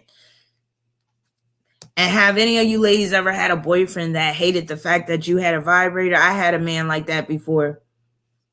Okay, you got the Magician. Okay. The Magician, I'm going to have to pull two cards, because that could be either Houston or Arizona. But you're already in Arizona.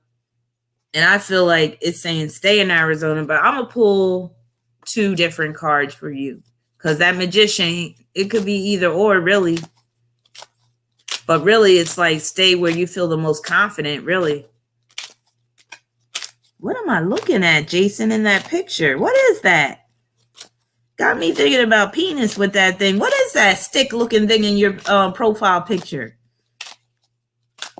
Am I seeing things correctly? Jason, please explain. What is that? And I saw that video of Trey Songz. I have to admit, it was a nice size, very nice package going on, but nothing to scream about. Nothing to get crazy about. Nothing to leave your husband and kids over. All right, so the first card is going to be Houston. Second card is going to be Arizona. Oh, Perul, did you send a super chat or a cash app? Because your question is juicy. So if you haven't, send at least $5 super chat or cash app, and I'll answer your question. Perul, if I'm pronouncing your name right. P-A-R-U-L. Could it be I'm falling in love? Could it be I'm falling in love? That's what Perel's saying right now. Could it be I'm falling in love with you? Each night I pray that you never go away. All right, King of Wands, I'll get to you in a minute. Thank you for your cash app. So Arizona, I got the Emperor. Houston, I got Page of Wands. You want to go with the Emperor? I said the Emperor. The Emperor. So King Jason, Arizona. Arizona got the Emperor. That trumps Page of Wands. You'll be more successful in Arizona. Houston, you just going to be one of many. So you stand out more in Arizona and you could be more successful in terms of your career, all that. Thank you for your super chat, Shantae Love. You said, is that the reason he won't buy me a vibrator? So maybe he's good to, maybe he don't want to stray. But then again, some men feel threatened by vibrators, like my Virgo ex did. He was so horrible. He was actually threatened by my vibrator. I'm tripping over my words. He was jealous of my vibrator. He was like, you like that vibrator more than me. So let me pull a card and ask, why won't he buy you a vibrator? So you've asked him, why don't you buy your own vibrator? That way you could get the one you want. Exactly. And he probably won't buy you a vibrator. Well, he can always buy one online. Back in the day, you had to actually go into the stores to get one. I'm from the old school where you had to go to the adult bookshops to get your toys.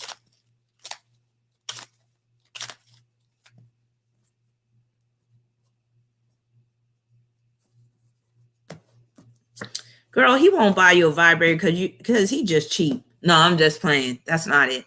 So you got the Wheel of Fortune. And that basically is like, he doesn't want you to get too into that vibrator, basically, where you start making it a habit and it's an ongoing thing. So again, some men are very much against that, artificial pleasure. So they feel threatened by it. They don't want you to start attaching yourself to that vibrator. And now, he try to get some, but you good for the night. Because sometimes those vibrators will put you right to sleep.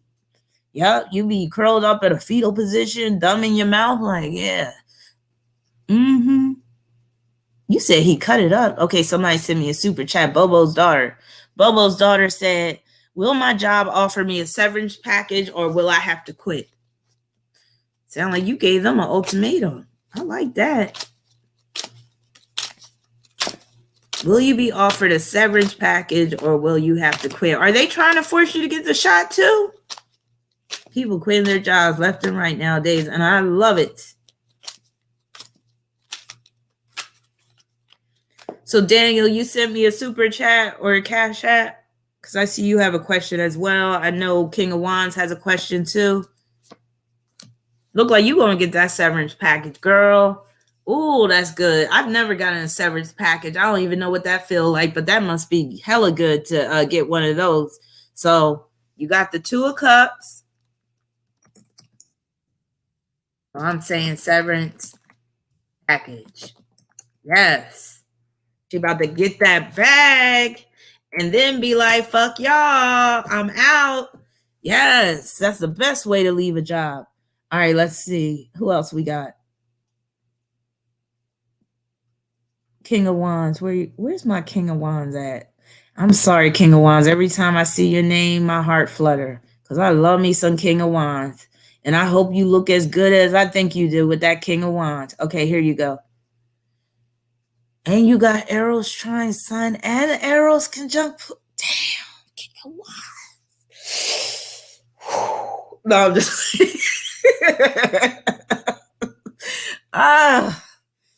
Oh my God. No, stop. Okay, King of Wands. Let me get serious. Okay, so you got Eros trine Sun. I really don't take them trines into account when we're talking about them asteroids like that, but you can take them into account. But I would ride right past that trine. Like, it don't mean that much to me. But that Eros conjunct Pluto, though, woo, you know how to make a woman scream. And you probably can bring a woman to tears. And you can make a woman go psycho with your dick. He the type that'll make a woman lose her damn mind over that dick. Be like, nigga, I'll kill you if you get a dick to anybody else, motherfucker. Like that type. Get that dick over here and give me some of that dick. That type of stuff. No, actually, that Pluto conjunct Eros can also mean that you're in a situation with a woman that don't trust you. So that's another side of that Eros conjunct Pluto. She might always be accusing you of cheating. You said you had put the placements in chat. Oh, okay. So you might, she might always be accusing you of cheating. She might have major trust issues and she might fuck up the relationship herself because, again, she can't trust you. So goddamn, what kind of dick you got? Because it seems like you working with some magic. He got that magic stick, y'all. Y'all better holler at King of Wands. He ain't called King of Wands for no reason. All right, somebody send me another super chat. Sure, Croc. I'm going to get to you in a minute. Let me just make sure I cover people that came before you. So who else we got? Lakeisha sent me a cash out. Thank you, Lakeisha. Let me see. So I already covered you, Bobo. Bobo, you getting that severance package. Let me see. Bobo about to get her nails done, her hair did. She about to, upgrade on a car. She about to be doing the damn thing with that severance package. That's what I'm talking about. I hope they give you like a good 6 months worth. All right. I'm sorry. I didn't mean to highlight your comment. When you got me playing on the big screen, oh, I feel so special. Oh, you talking about Trey Songz. Trey Peters looked fake in the video. All I saw was a big black snake. And again, it wasn't big enough where you're like, oh my God, like, oh, wow. I mean, I think just about every woman can handle that. But I will say it was substantial. It was a nice size. Oh, if you want to send to my PayPal, just put in my email address and then you'll see me come up if you want to send the donation that way for the reading parole. I hope I'm pronouncing your name right. Parole. Parole, you a freak. I like that. All right, let me go back up.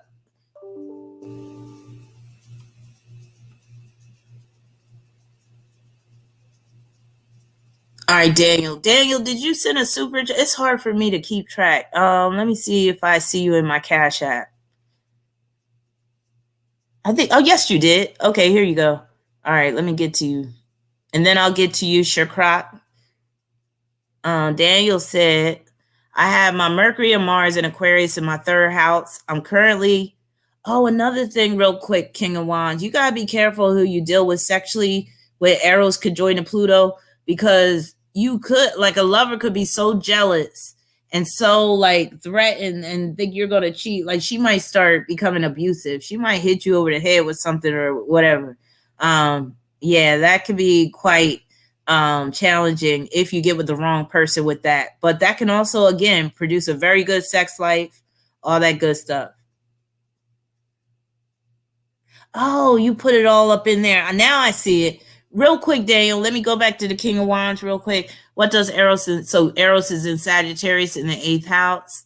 And then let me see. Eros in Sagittarius, conjunct Pluto in Scorpio in the 7th house. So you have, Pluto must be in the latter degrees of Scorpio for it to be conjoining Eros in Sagittarius. And that can also deal with, you get with a lover of a different race. Maybe it could be a long distance relationship, which can really cause trust issues. So just think about that. All right. Did you respond with anything before I move on? Okay. You said, oh, wow. Oh, that's what them chicks be saying when you be having them. Let me just stop. Okay. They be like, oh, wow. Oh. I already know how that is. Must be nice to have that. Because it's been a long time. So, okay, Daniel, back to you. You said, I had my Mercury and Mars in Aquarius in my 3rd house. Well, look at you. You just a genius, ain't you? I'm currently post my artwork online. And I'm putting myself back. So you're a graphic artist? That's good for that Aquarius energy. I'm putting myself back out on all my social medias. Will I gain fame and recognition? Well, I will say you got the right tools to be on social media and to be recognized, to be seen, to be known, to get followers, to get fans. So you already have the hookup in your chart. So let me just see what the cards say. Will you get fame and recognition? And do you have anything in Pisces that contributes to the artistic ability? Is Neptune doing anything prominent in your chart?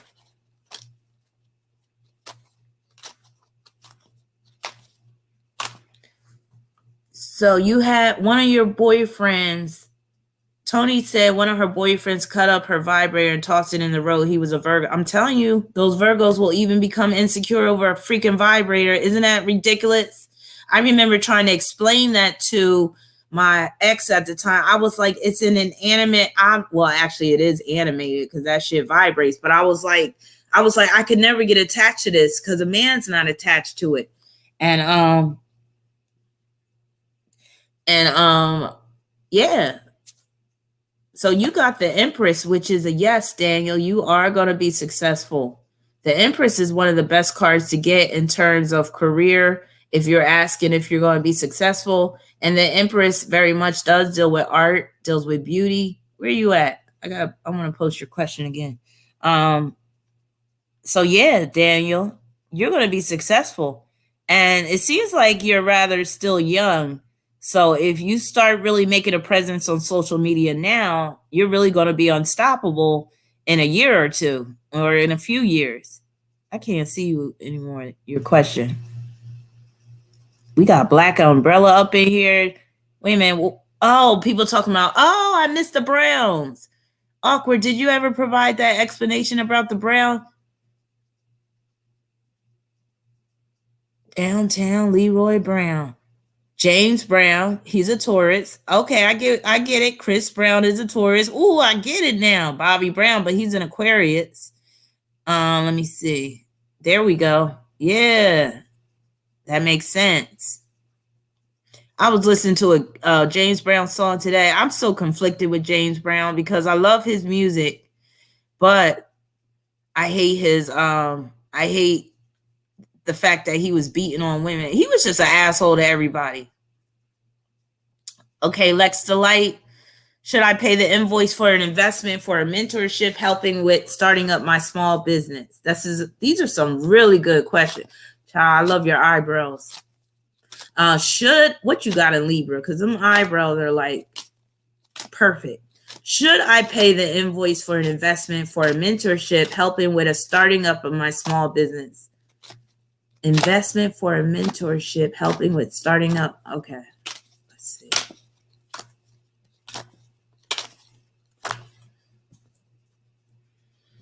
And I won't be able to see a lot of y'all chats until I look at the replay. And one thing I gotta say, when I be looking at y'all chats in the replay, I be cracking up. Oh my God, I don't even want to turn the video off. And sometimes, like, I can't watch the whole video. And when I tell y'all, I can't stop watching my own video, and it's not because of my own voice. Because sometimes I'll have it on mute, and I'm just reading the chat, and y'all be having me rolling. And I be so mad sometimes, because sometimes I don't see some of y'all chats. So I can't see what some of y'all are saying until I catch the replay. And I be like, damn, why didn't I see that shit before? So for some of y'all, if y'all are sending chats, not super chats, but like just making regular comments, sometimes I may not see it until the replay.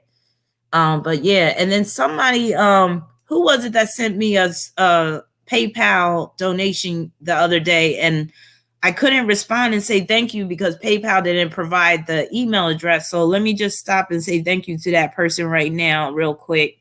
Let me see who that was, because I don't like that. I don't like when somebody sends me a donation and I can't respond and say thank you, because I be thinking the person thinks I don't care, and I do care. I care about everything. Even if somebody donates $1, I care, and I'm very, grateful. So Latasha, I won't say your last name, but Latasha, you know who you are. If you're in the chat, thank you so much for that PayPal donation that you sent on Thursday. So I just want to put that out there. And then where are we at? So you said, should you pay the invoice for an investment for a mentorship helping with starting up my small business? Okay.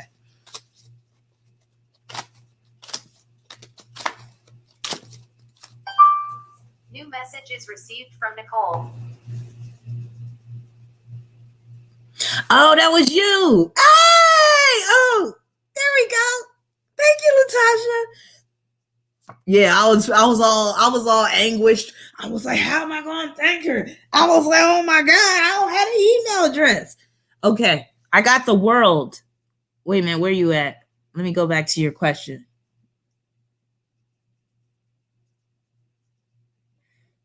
Okay. Damn, I lost the question. Wait a minute, I'm trying to remember your name. It's before Shakrak. I know that, I think. You said, I already answered Daniel, but you got the world card. I'm trying to find your question again so I could put it back up. You got the world card, so that's a yes. You should invest in the mentorship for your business. I'm trying to find your question again.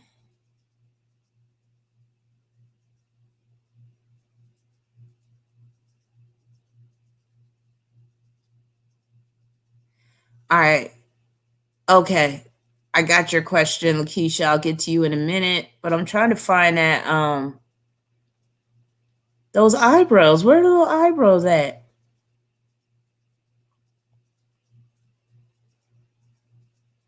Yeah.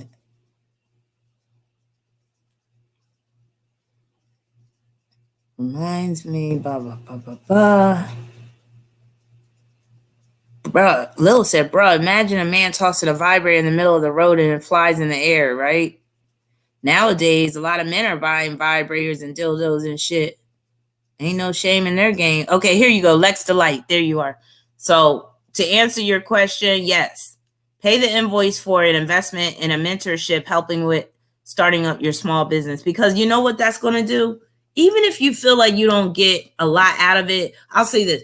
Even if you feel like you don't get all that you expected to get out of that mentorship, it's the act of doing it. Because sometimes just paying it forward or like putting some money into an endeavor is showing the universe how serious you are. So yes, that world card is saying go ahead, pay that invoice, because the world card is about finishing what you started. So let me put that down there. Finishing what you started. So if you already got the invoice, that means pay that shit. You are finish what you started and make it happen. And that world card is a sign that you will be successful. All right.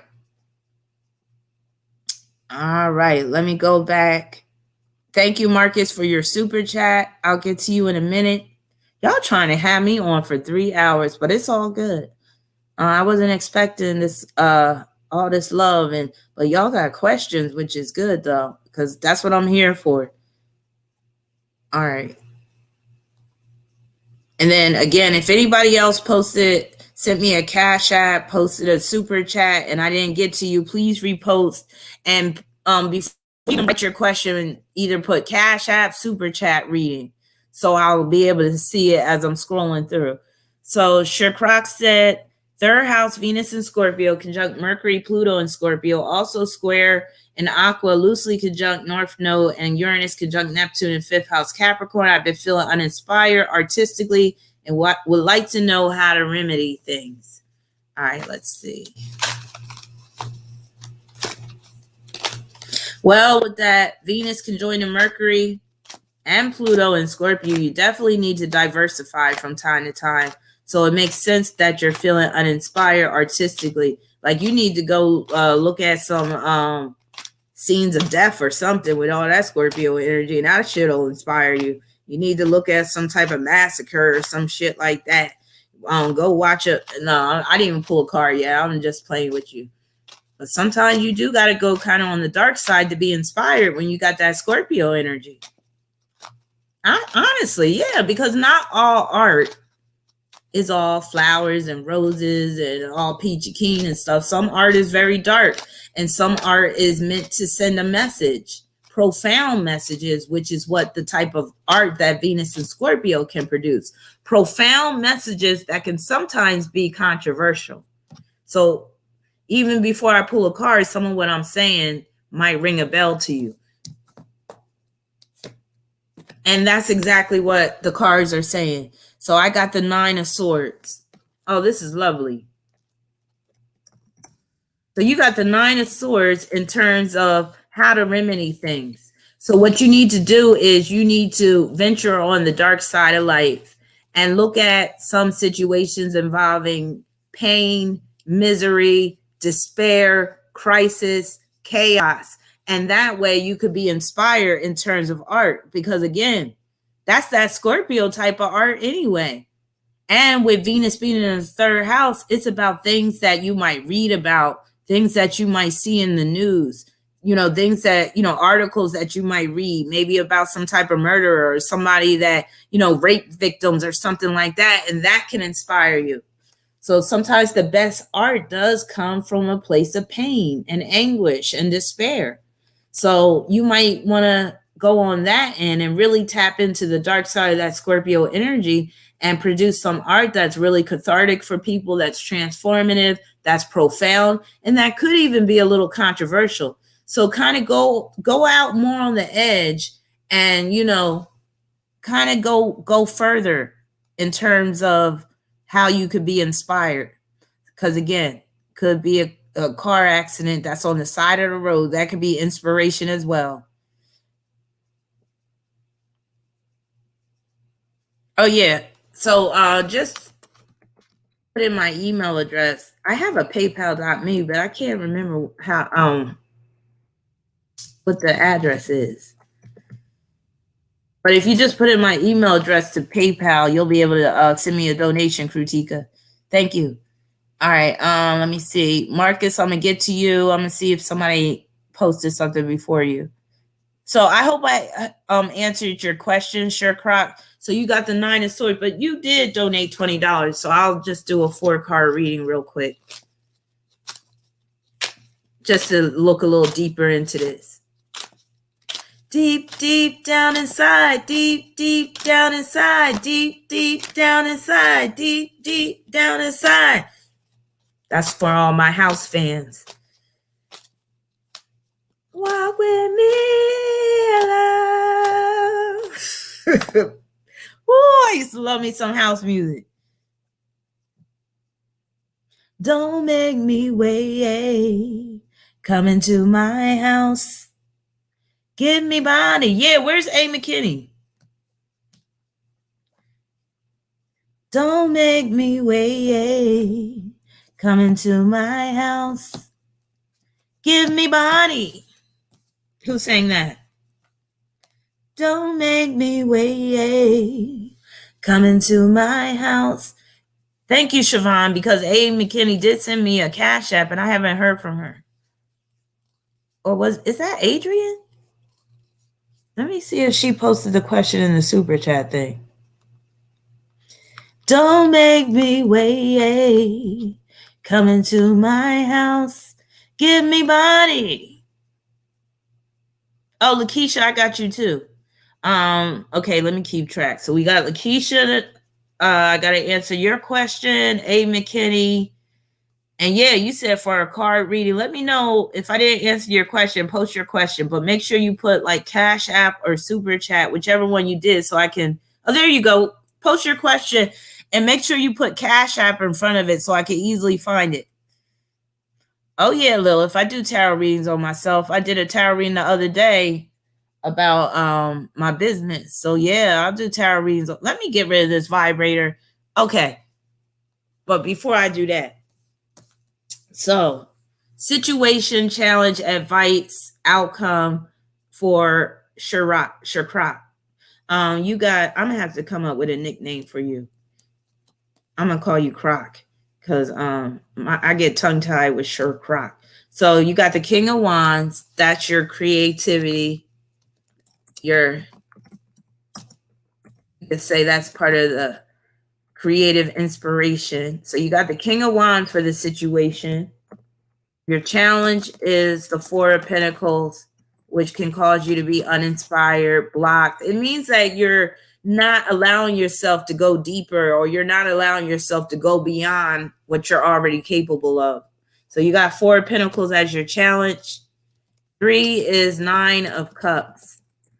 So when you think of 9 of Cups, 9 of Cups is about like expansion, being more, more open to receiving, like that's an inspiration card, period, because it's a Pisces card.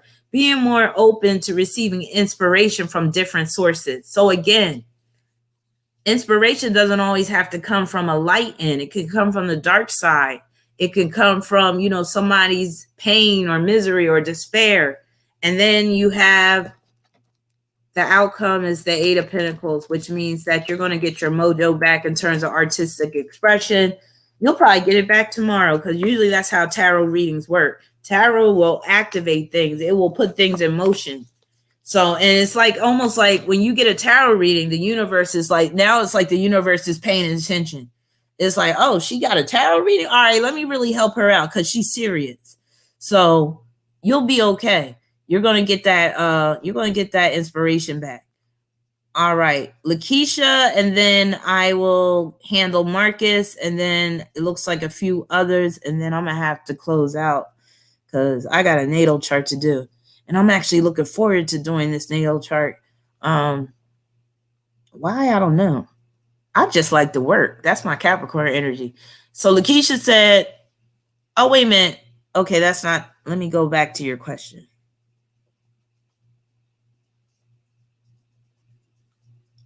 Yeah, y'all, I actually get excited about working sometimes. I'd be like, oh, I can't wait to dig into this nail. And then when I get close to the end, I'd be like, oh, I want to edit this shit.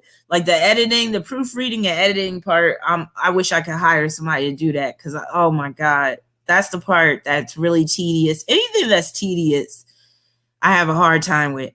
Okay, so that's the second part. You said he works hard, praises me and my efforts as I aim for medical school. Medical school, we have some very ambitious people up in here. I love it. But I feel he's lazy in his efforts for me. Okay, let me go back up to the first part. Oh, this was long. So I'm reading it backwards. He doesn't feel it's necessary to treat me to things like men normally do. Wait a minute. You said normally do. A lot of men don't treat their women and stuff, even if they love them, because men will easily take women for granted. A lot of times those women that get treated, it's because they demand it, not because he just automatically thinks so. Now, every now and then you will have a man like that, but that's pretty rare. So let me read that again. He doesn't feel it's necessary to treat me to things like men normally do with a woman they love. Yet he says he loves me and tells me to stop trying to leave him. It's crazy because he treats his mom well. Well, I guess the mom is the lady in his life. He's singing to his mom, because you will always be the lady in my life. All right, Sag, oh my God, he's born. He got my birthday, girl. Run.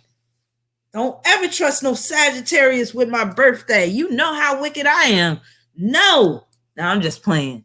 So you said I couldn't fit my question in the Cash App. I'm a Pisces born March 8th.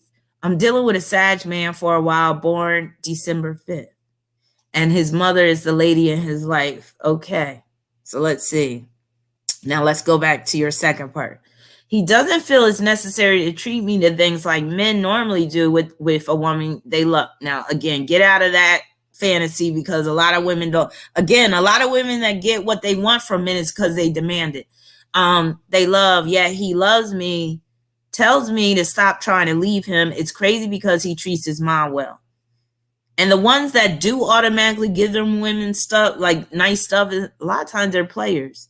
And they just like to see, you know, but then again, there are some good men out there that will do that. But again, so let me see what else you said. He treats his mom well. He works hard, praises me in my efforts as I aim for medical school, but I feel he's lazy in his efforts for me. Well, let me tell you about Sagittarius. Sagittarius will take you for granted, especially if you make things too easy. But Sagittarius is also very generous. So there must be something in his chart that holds, and Sagittarius can be one of the most romantic cats out there. So that there must be something, maybe he got something in Capricorn that's making him more on the practical conservative end, as opposed to being, that generous, very romantic, very lovey-dovey, expressive Sagittarius. So let's see. Or maybe he giving it all to his mama, which would be kind of gross. All right, let's see. So let's see what his problem is. You got the Emperor card. And I'm about to break down what this means. How long have y'all been together, Lakeisha? because this is interesting. That Emperor card, okay, when you talk about the Emperor, number one, is a card of control. And another thing, but the way I see it in this case, he feels like if he's doing all these things for you, that's like him being your husband, and he don't want that status yet. He ain't trying to go there with you yet. That's why I'm asking you, how long have you been with him? Because for him, he might be more level-headed about this than you are. Because again, one thing you got to keep in mind about men, first of all, men will put women in categories. So if he's put you in the girlfriend category, but not potential wife category, then already he's not even thinking like in those terms. If he puts you in the potential wife category, but even then, he might even feel like, okay, I can't give too much of myself because she's going to expect even more. She's going to think that we're heading towards marriage. So I'm just going to chill, be laid back. And somebody purchased an order. I'll get to you in a minute if you're in this live stream, but thank you for your order. How long have you been with him, Lakeisha?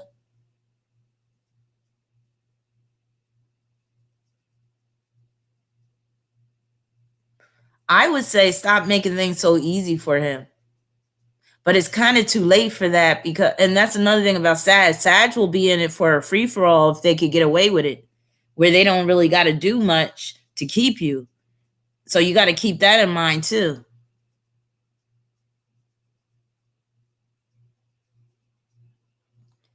So how long have y'all been together?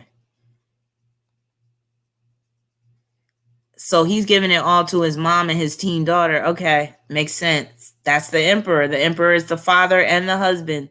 So you're not his wife, but he's playing the role. You know, he's making sure make sure his daughter has everything she needs. How come you ain't saying how long y'all been together? Now I'm getting suspect.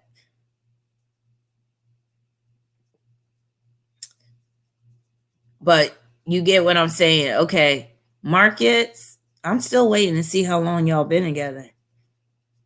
Because then that'll really give me an insight into where his head is at. Lil says Sag terrorist. Thank you for your super chat, Traces. I'll get to your question in a minute. Scorpio Forever said, I dated a Sag. He had to bend over backwards for me because I wasn't playing that shit. Only reason why I left his ass was because he was crazy, and I can't do crazy. I would be locked up. Second Day said, if someone is trying to convince you not to leave repeatedly, if he loved you, he would really set you free and hope you come back. Okay, you said, okay, I was wondering because my exes took me to dinner, bought gifts. He's loving days. Good morning every day, but that's all. But you still ain't telling me how long y'all been dealing with each other. And it's so funny because somebody had asked me, like, how do you deal with like clients and stuff that don't want to like, be open with stuff? And I was like, I'll keep pressing them. So I'm going to keep pressing you till you tell me how long y'all been dealing with each other, because I want to know. Even if you got to lie about it. Okay, on it. That's why you probably didn't want to tell me. On and off for 6 years. Yeah. It's too late really to get him to change. So either you just deal with him as is, or you get with somebody else. You could deal with him for the good things and still have somebody on the side that's going to take you out to dinner and buy you gifts and all that stuff, because he's already been conditioned not to be that way. And it's going to be very hard for him to change if y'all been dealing with each other off and on for about 6 years. Justin, that is terrible. You are not right. And why would you ask such a thing? All right. Markets, you're up. And again, if anybody sent me a Cash App or a Super Chat, just put Cash App in the comment or Super Chat and then write your question, so I'll be able to see it as I'm scrolling up.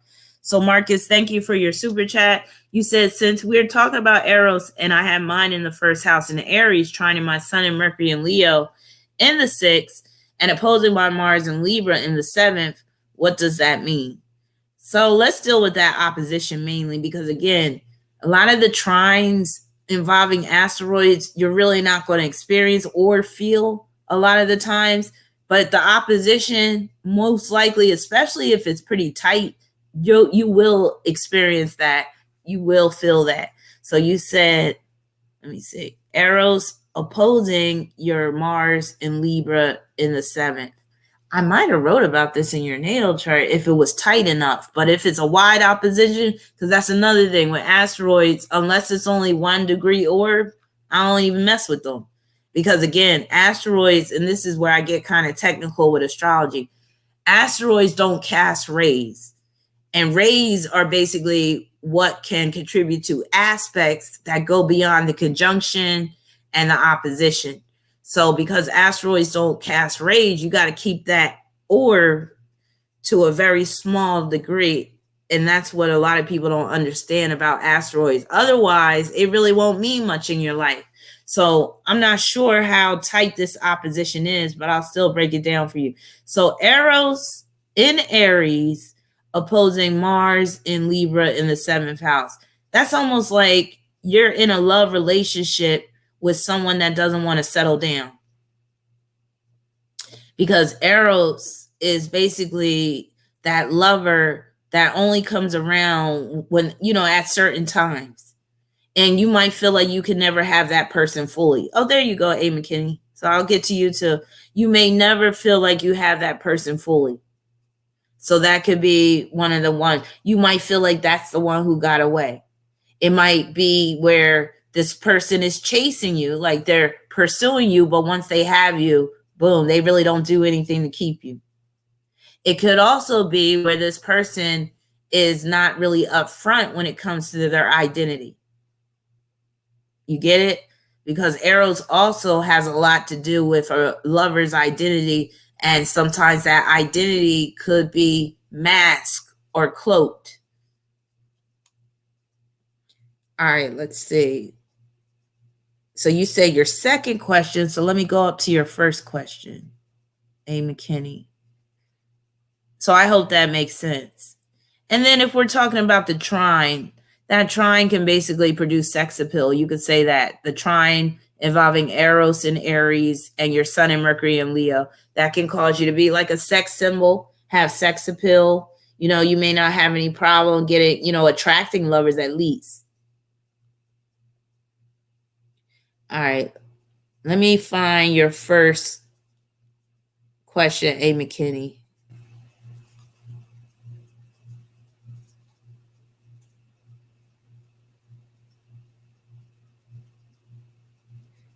Oh, yeah, Justin, I already discussed the origins of Valentine's Day. And I already told my story. I don't see your first question, so I'm going to start with the second question. And I'm sorry, you might have to repost your first question.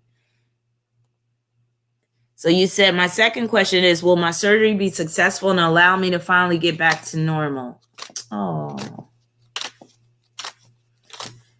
I got to change this picture, y'all, because that little pocket rocket is bringing up some bad memories at this point now.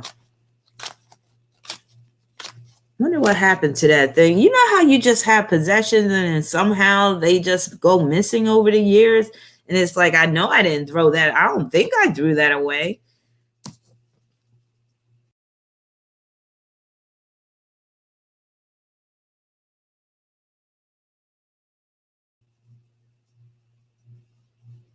All right, so I just got to stop sharing this. But I want to pull up another picture. So you said my second question will be, will my surgery be successful and allow me to finally get back to normal?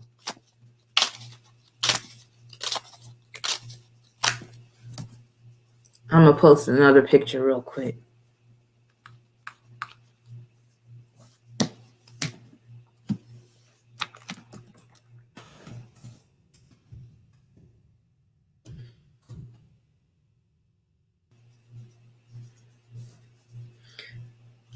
Wait a minute.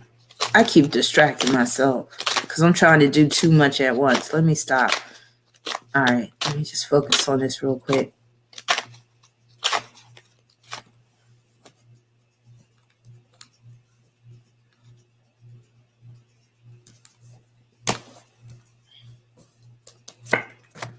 All right, so you got the High Priestess. So the High Priestess can be a card where you it is going to take some time to, recover. So it does look like you will be back to normal because the Knight of Wands is right after that. But with that High Priestess, the recovery time might take a little bit longer than you expected, but that's okay because maybe this is a time in your life where you really do need to sit out of life, like take some time off and really just focus on getting well, focus on the internal aspects of life, and even become more introspective.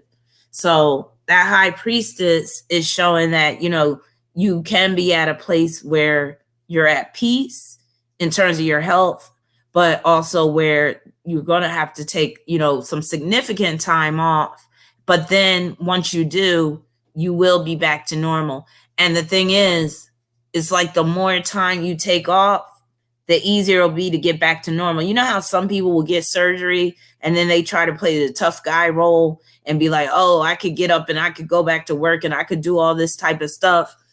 You might feel like you can get back to your normal activities and get back to normal, but don't force yourself. Don't push yourself before you're actually really ready. So I'll say that. But yes, so it looks like your surgery will be successful and you will be able to get back to normal. So good luck with that. And I'm sure you'll be okay.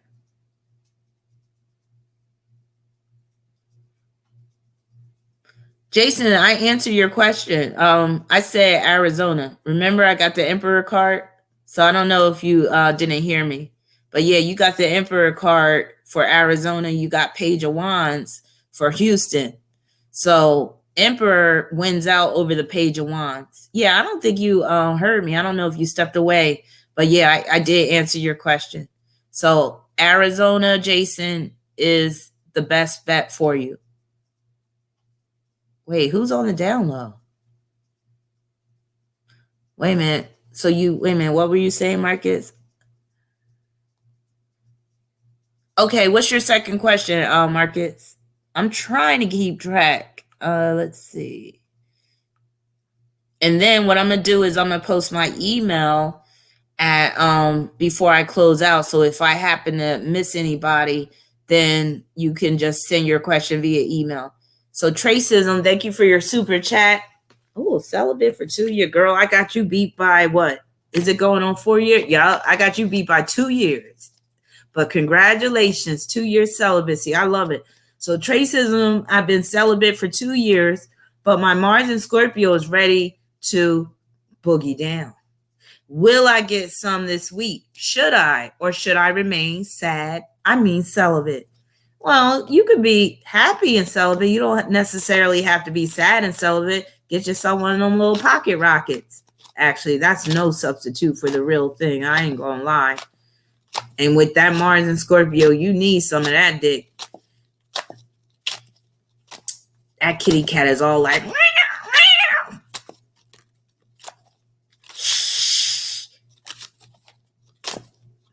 all right. Should you remain celibate or should you get back on that cock carousel?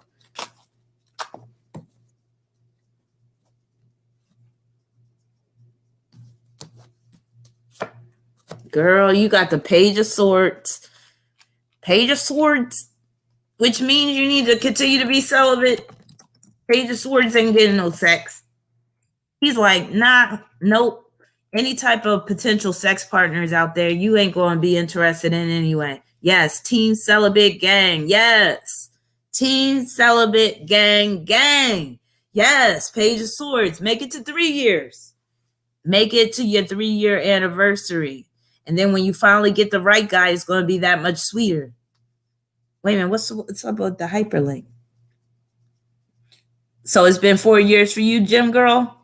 All right, congratulations. Who else up in here has been celibate for a year or longer? Press a 1 if you've been celibate for a year or longer.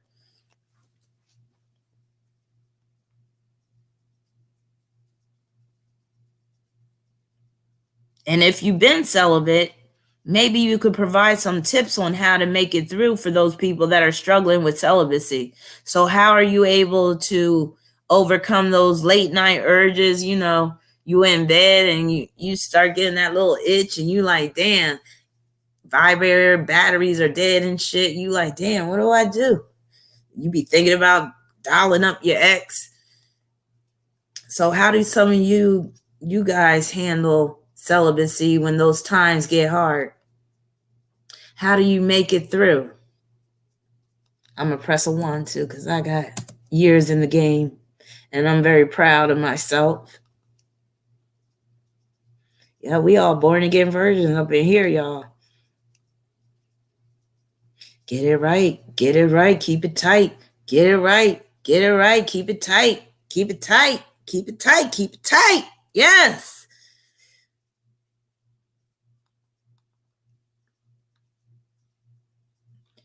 Coochie saying, locked up, won't let me out. Won't let me out. Locked up, won't let me out.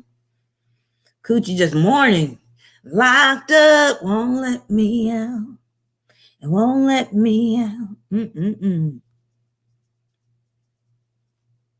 But you know, it gets sweeter the longer you leave it alone. When you be letting anybody, Manny, Mo, and Jack hit it like that, get a little, get a little sourpuss. You don't want to be walking around with that sourpuss because you let anybody just get all up in there. That should be fucking with your pH.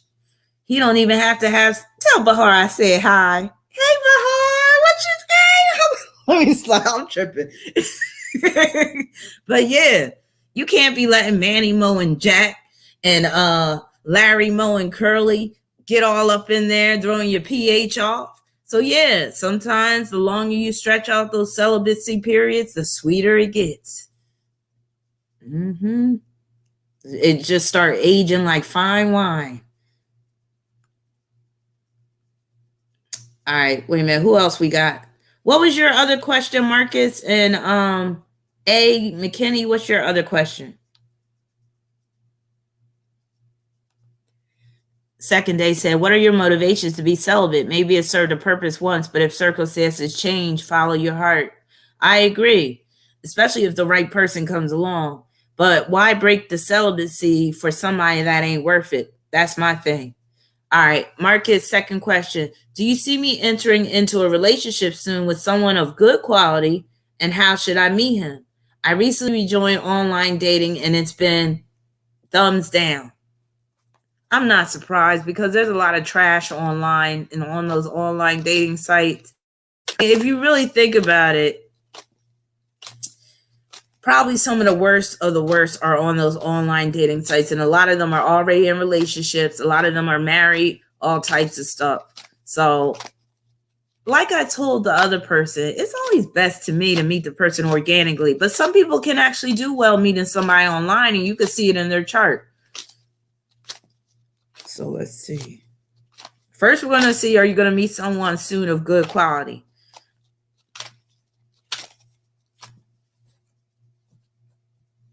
And then again, it mean, what do you mean about good quality? Does he have a good job? Are you talking about good quality in terms of his personality, demeanor? Are you talking about good quality in terms of looks, in terms of sex? So you also got to determine what that good quality means to you. Now you got the Tower card. I'm sorry, Marcus, but the Tower can deal with a big disappointment. Let me just put disappointment. So yeah, unfortunately, but no, I'm not even going to say unfortunately, because you're very young. So, use this time to focus on yourself, focus on your growth, focus on getting to know who you are. And when the time comes for you to be in a relationship, that way you'll be stronger in terms of who you are, and you'll be less inclined to put up with the bullshit. So I don't see that quality person coming into your life anytime soon, but there's nothing wrong with that. So you said, how should I meet this person when the time is right, I'll say. Yeah, listen to Tara. Nurse Tara said, too many weirdos out there. I think organically meeting allows you to fill a person out. It really does. A lot of people hide behind social media. They hide behind those dating sites and they become somebody that they're really not. And then there's always a risk of getting catfished. Have I ever been catfished before? That's another thing we could talk about. Anybody who's been catfished before, let me know, because I want to hear some of these catfish stories. Anybody ever been catfished?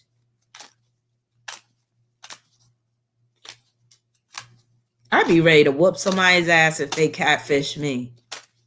I would turn into that clueless chick real quick. I'd be like, as if. That's how I'd be.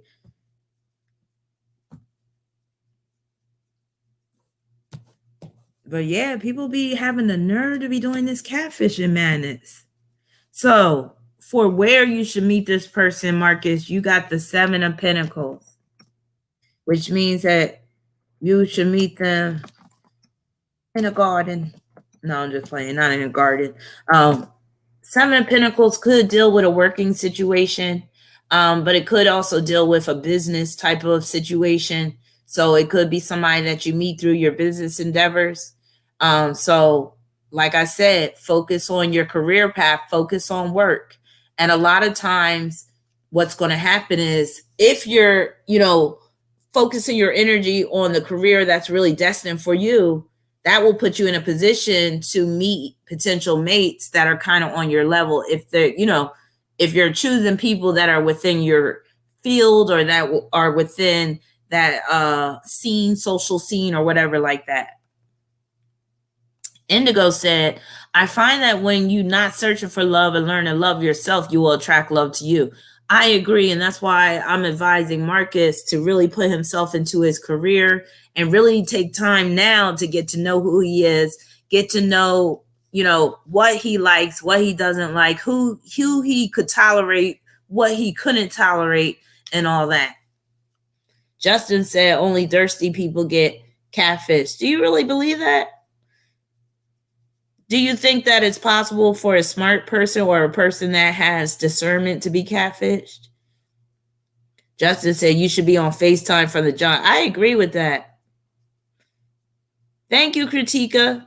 Now, I don't know what currency that is in, but that probably amounts to $3. No, I'm just playing. I'm terrible with the pranks and jokes. And thank you so much for the super chat. Oh, that's for your friend. Oh, so Perul is your friend. Hey, Perul. So you're Kritika's friend. That's what's up. Okay. Like I said, Perul is a freak. Okay. So you said, is my friend Perul bisexual? She is falling for a girl. Should she spend some of her years with this female, or is she thinking too much? Okay. Let's see.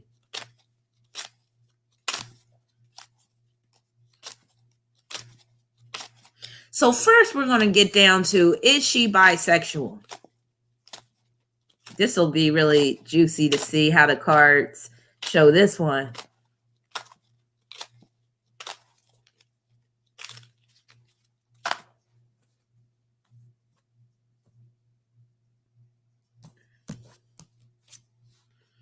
Child, Perul, you got the 6 of Swords, which means you're not only bisexual, you're about to become straight up lesbian. Like you about to say, I'm done with the peen altogether. I'm about to be a carpet muncher for life, like for real. That 6 of Swords is an Aquarius card. Aquarius is a sign that rules lesbianism. So this might be the beginning of a lesbian career for you. No, I shouldn't say career. I'll say of the lesbian lifestyle. Now you wanted to know, should she spend some of her years with this female, or is she thinking too much? Should she? No, you didn't put them scissors up there, Tara. No, she didn't. Should she spend some of her years with this female, or is she thinking too much? Does the woman have a choice? Like, does this female have a choice? Maybe the female is already, expressing interest.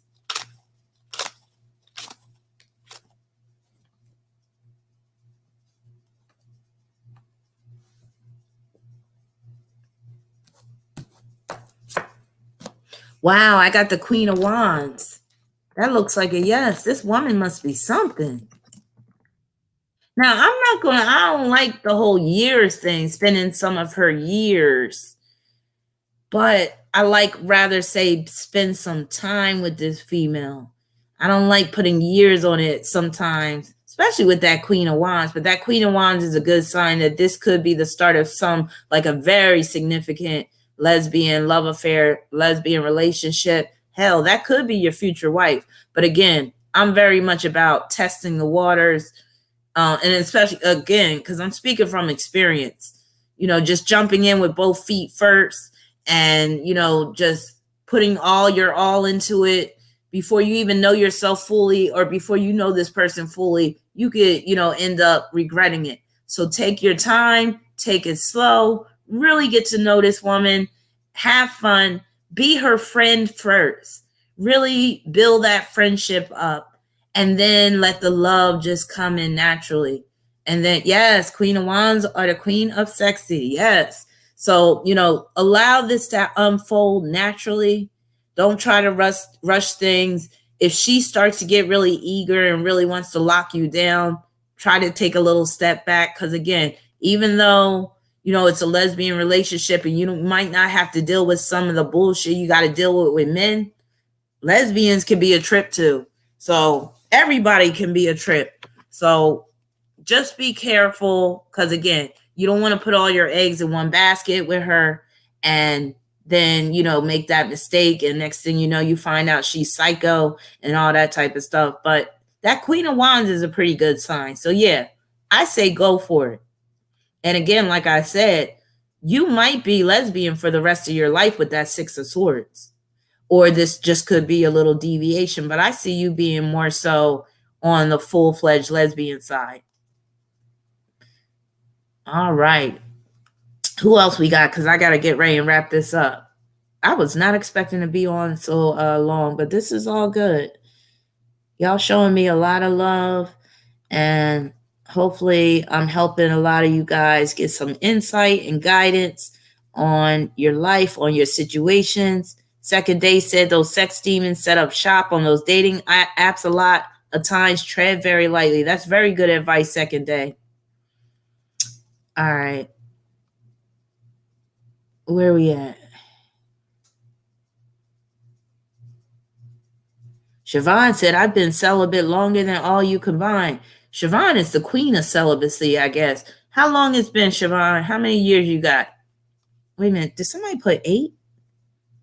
What's this 8 about, Justin? Tracism. Did I answer your question? I think I did. Okay, who do I have left with the questions? Because I'm getting kind of tired. My root beer is calling me. It be calling me. It be calling me.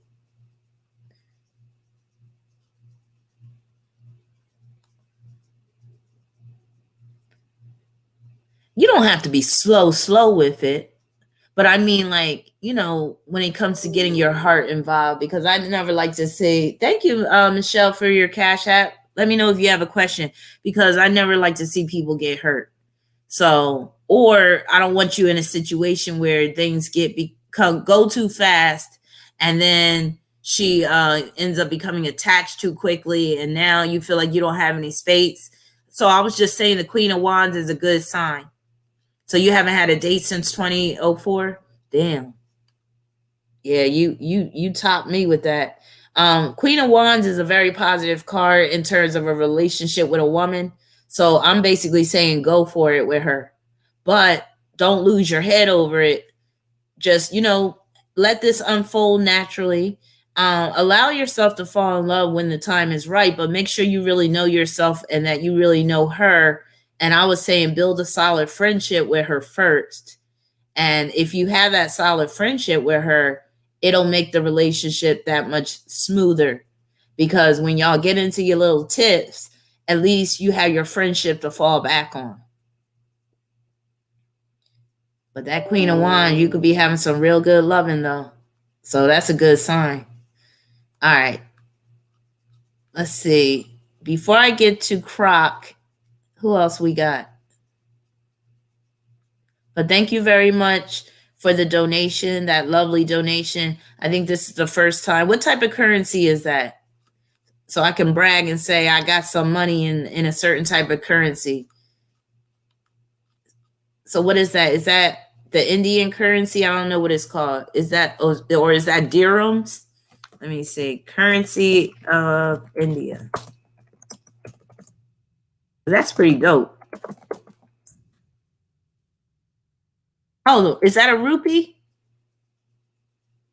Did I get some rupees tonight? This is the first time I got some rupees.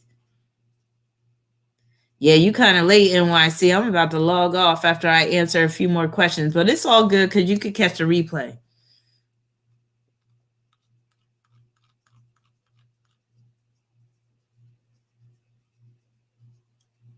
All right, so I hope I helped you to understand parole.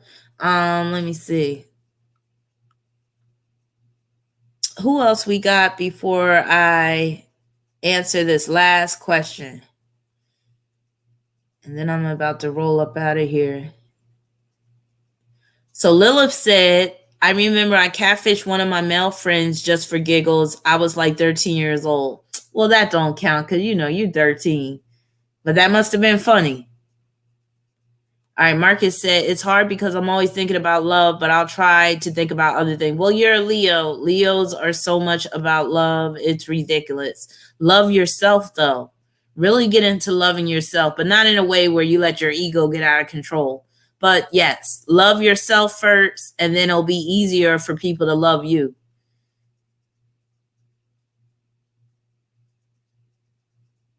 Adrian said relationship status is complicated. That's all you see on social apps. Yup. That means they're married or they're in a committed relationship.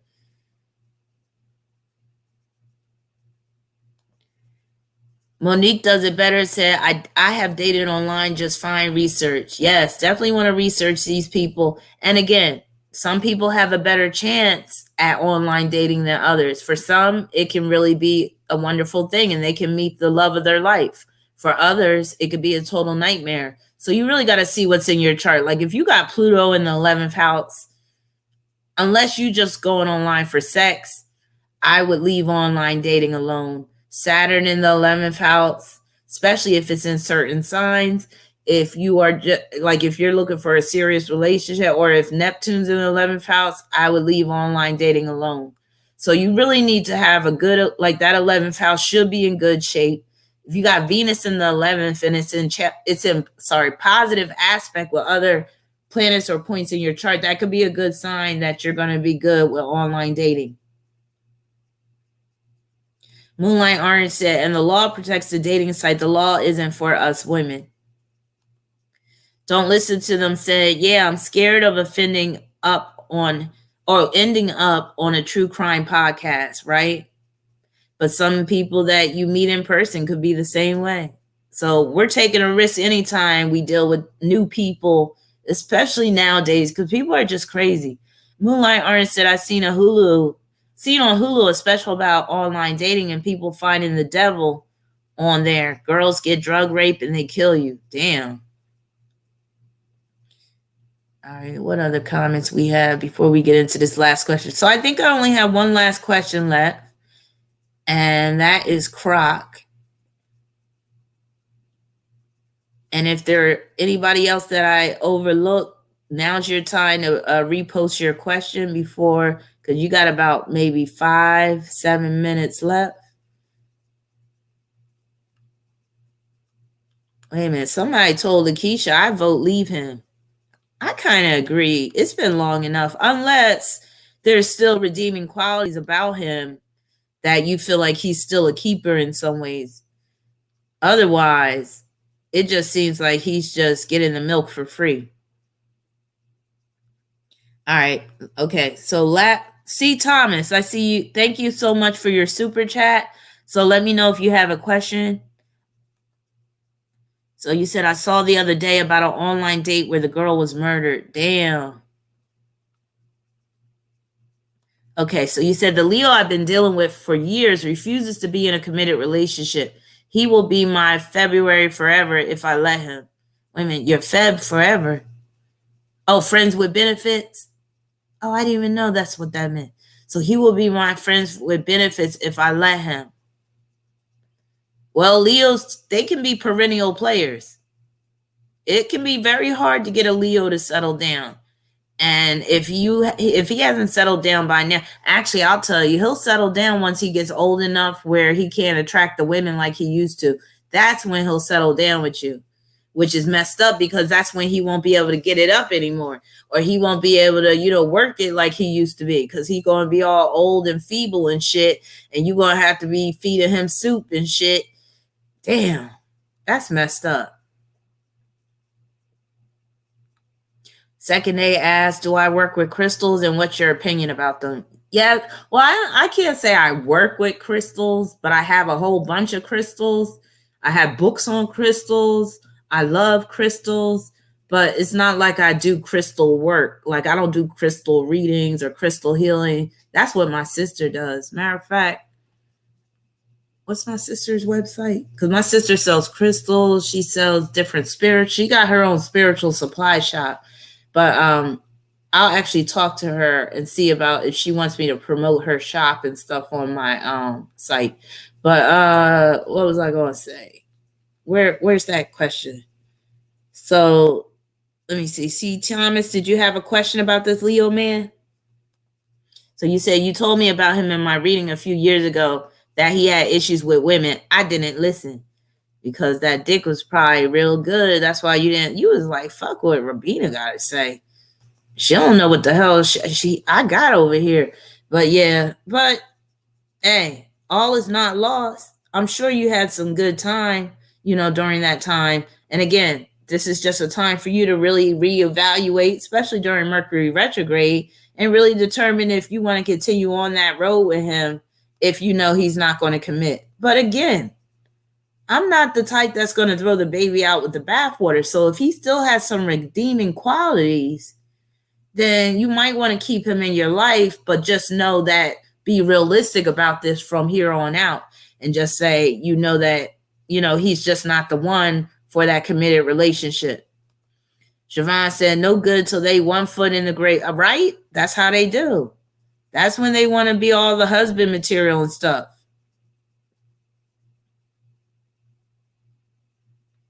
All right.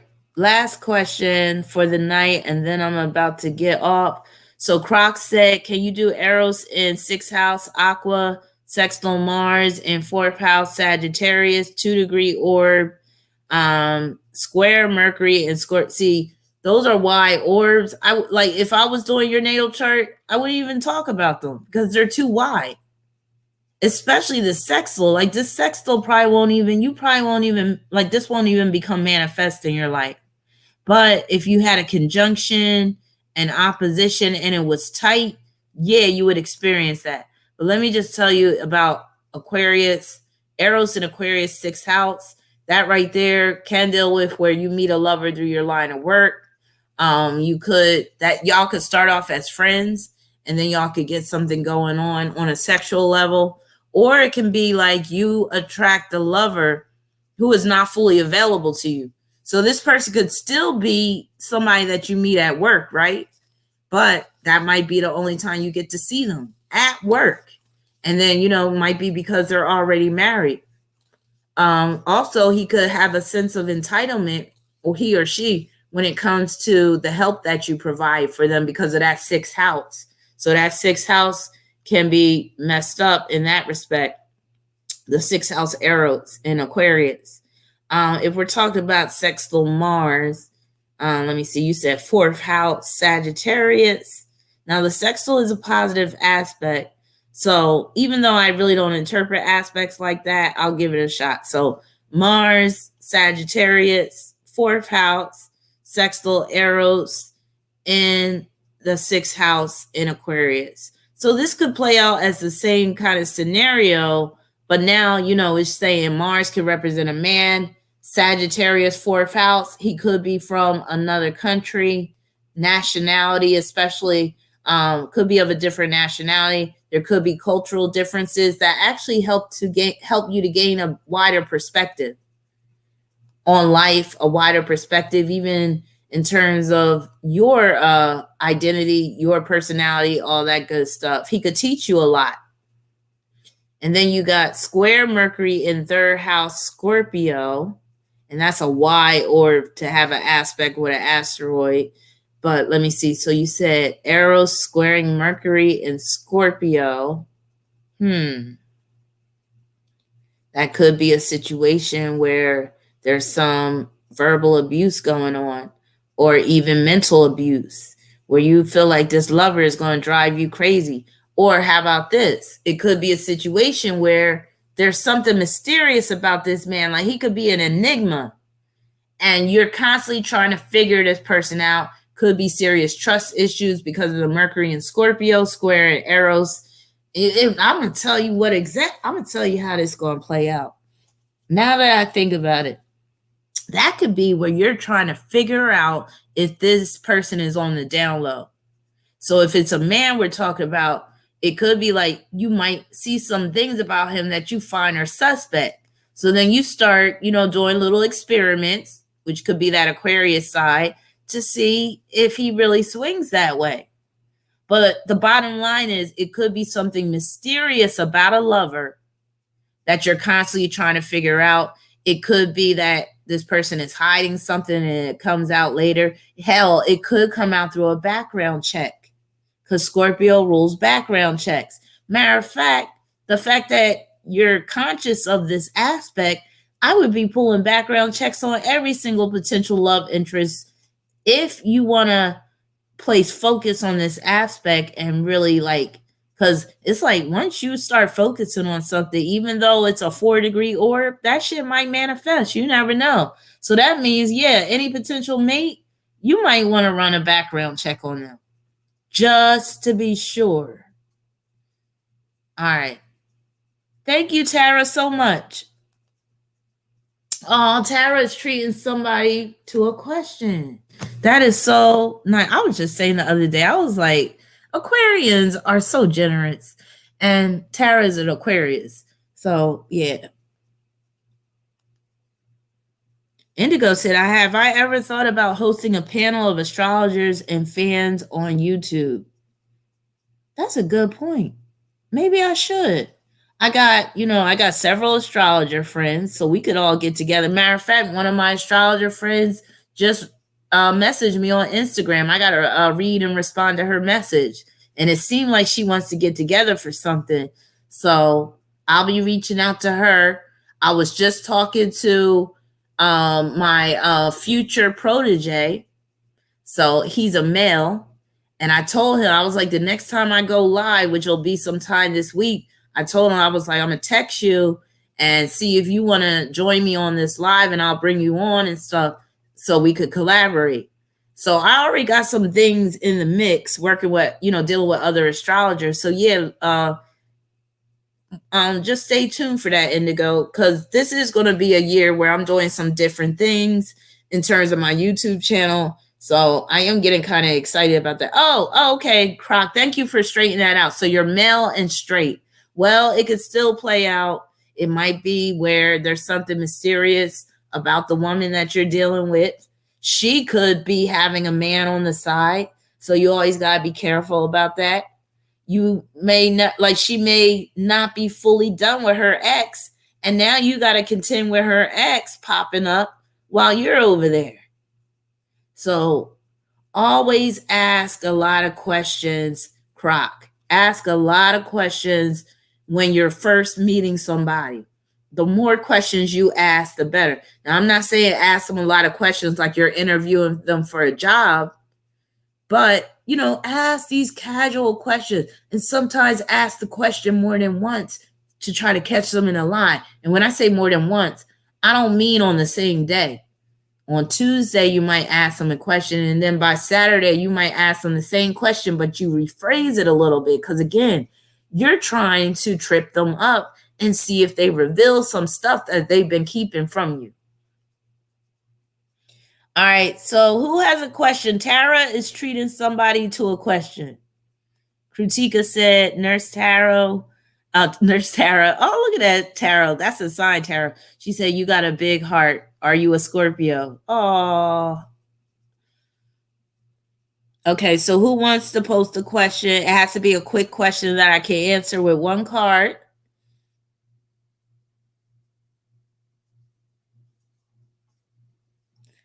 Tracism said, one quick current event. Did you hear about Nicki Minaj's dad passing away of a car accident? No, I didn't.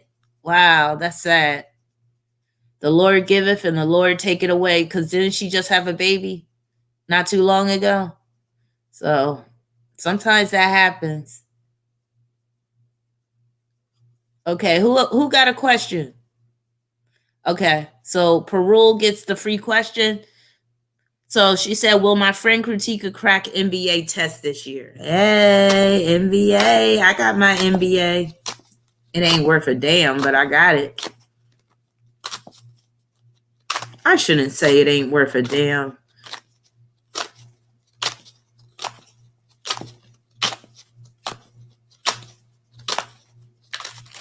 Second day since you posted a question, I'll answer yours too. But you're the last one of the night. And then I'm going to get my root beer. I'm going to make love to my root beer because that's all I got. That's all I got in this world. Me, my root beer, my children, and my clients and my viewers. But that sounds like a full life to me. So you got the death card. Sometimes the death card can deal with a retake. So she might have to retake that test.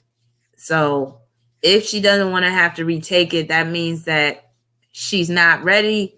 And well, Kritika, you might still be up in here. Kritika, you may not be exactly ready. So the good thing is the question has been asked, which will give you a time to study harder and to try to get it the first time around. But you might have to retake that test. More than likely, you will have to. So, you know, sometimes it bees that way and it's all good. Some people have to take a driving test more than once. Sometimes people have to take an entrance test more than once. Sometimes it's just like that. So, yeah. And then we had that last question by second day.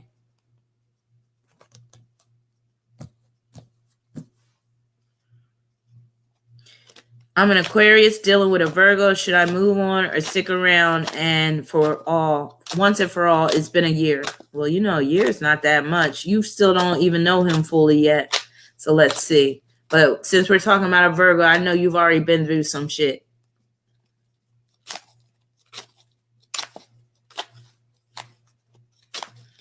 Oh, thank you so much, Tara. Tara said this was the best Valentine's Day, hanging out with you and the Astro Chat fan. I had a good time, too. I really did. And I really felt the love that, you know, people feel on Valentine's Day. I really did.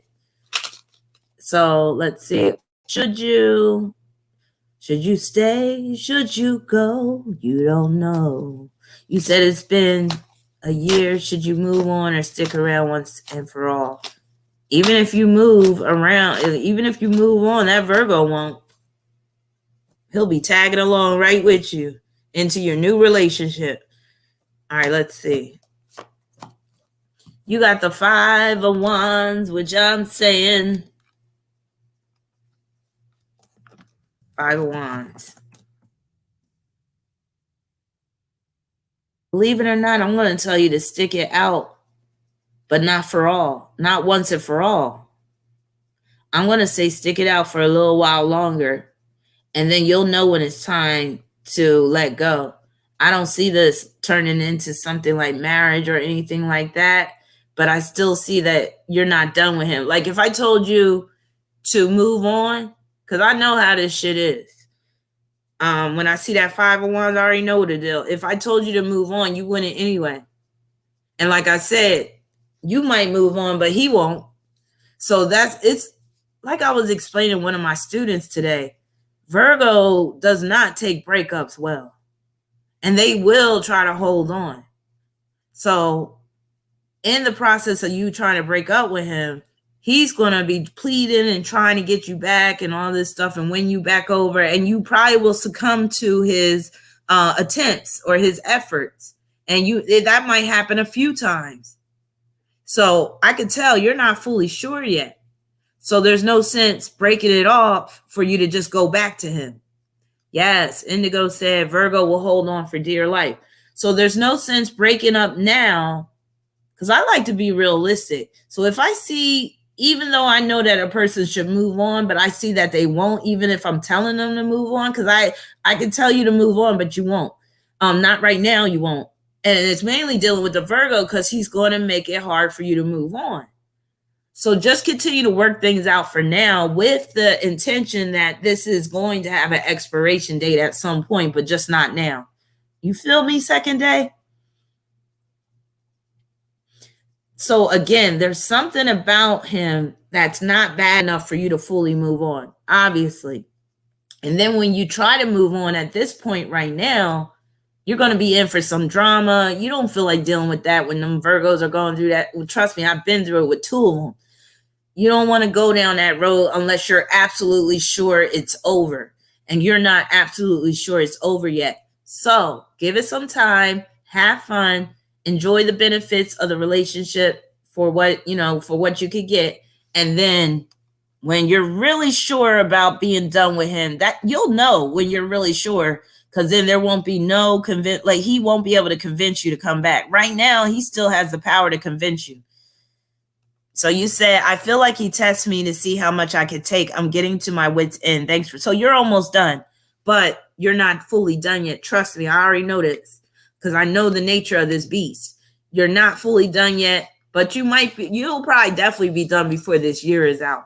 But once you are done, get ready for the shitstorm that's going to come, because Virgos don't take lightly to breakups and they don't let go easily. So you might have to endure him knocking on your back door, knocking on your door 3 o'clock in the morning, popping up at your job, because they will get crazy on your ass once they realize they've lost a good thing. So he could keep on testing you. Tell him I said keep on testing you, because he going to test you right out the damn door. Good. Because he don't deserve you anyway if he keeps on testing you. But I find that's what them Virgos do. Once they get into a relationship with you, oh yeah, they start acting up. They don't appreciate what they have until you leave their ass, and then they come crawling back, crying and all this type of stuff. So yeah, let him keep testing you, because he keeps pushing you away, and it's going to be all on him at the end of the day. He said the one-time judicial system worked. Scorpio Forever said, yes, he's okay. So y'all having a private conversation and shit. Let me get out of y'all private conversation. All right, but let's end this live stream on a good note. Let me see what Shantae's got to say. You said, my man and I have been together for 5 years, sweet as candy, and loving our relationship. Rahbinah is true. So true about what you said about the vibrary. He's an Aries, I'm a Sagittarius. Yes. Mm-hmm. You know you ain't doing that to me, Indigo. I'm going to get my root beer, and then I'm going to go to bed after I do some work. So, yeah, unfortunately, I won't be cracking that open. I got to drink that root beer in private so I can have my little moment of ecstasy, because I know some of y'all already had your moments of ecstasy. So I got to have my own moment of ecstasy. But yeah, so I just want to thank everybody for showing up. We still got 90 people in this chat. If you haven't hit that like button, you can hit it now. Also, I should be releasing my Venus and Virgo video premiere tomorrow. It'll be a premiere so everybody can chat along. I'm excited about this Venus and Virgo video because, I'm pretty much an expert on Virgo, and I got a love-hate relationship with Virgo. I really do.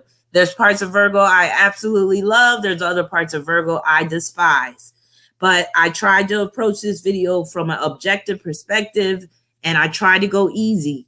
But some of y'all still going to get upset with this video. But hey, it is what it is. But I just want to thank everybody. Happy Valentine's Day. I hope you got what you desired. If you didn't get what you desired, start going and getting it for yourself. Don't wait for somebody to come into your life to get what you want. Get it for your damn self. So go with God.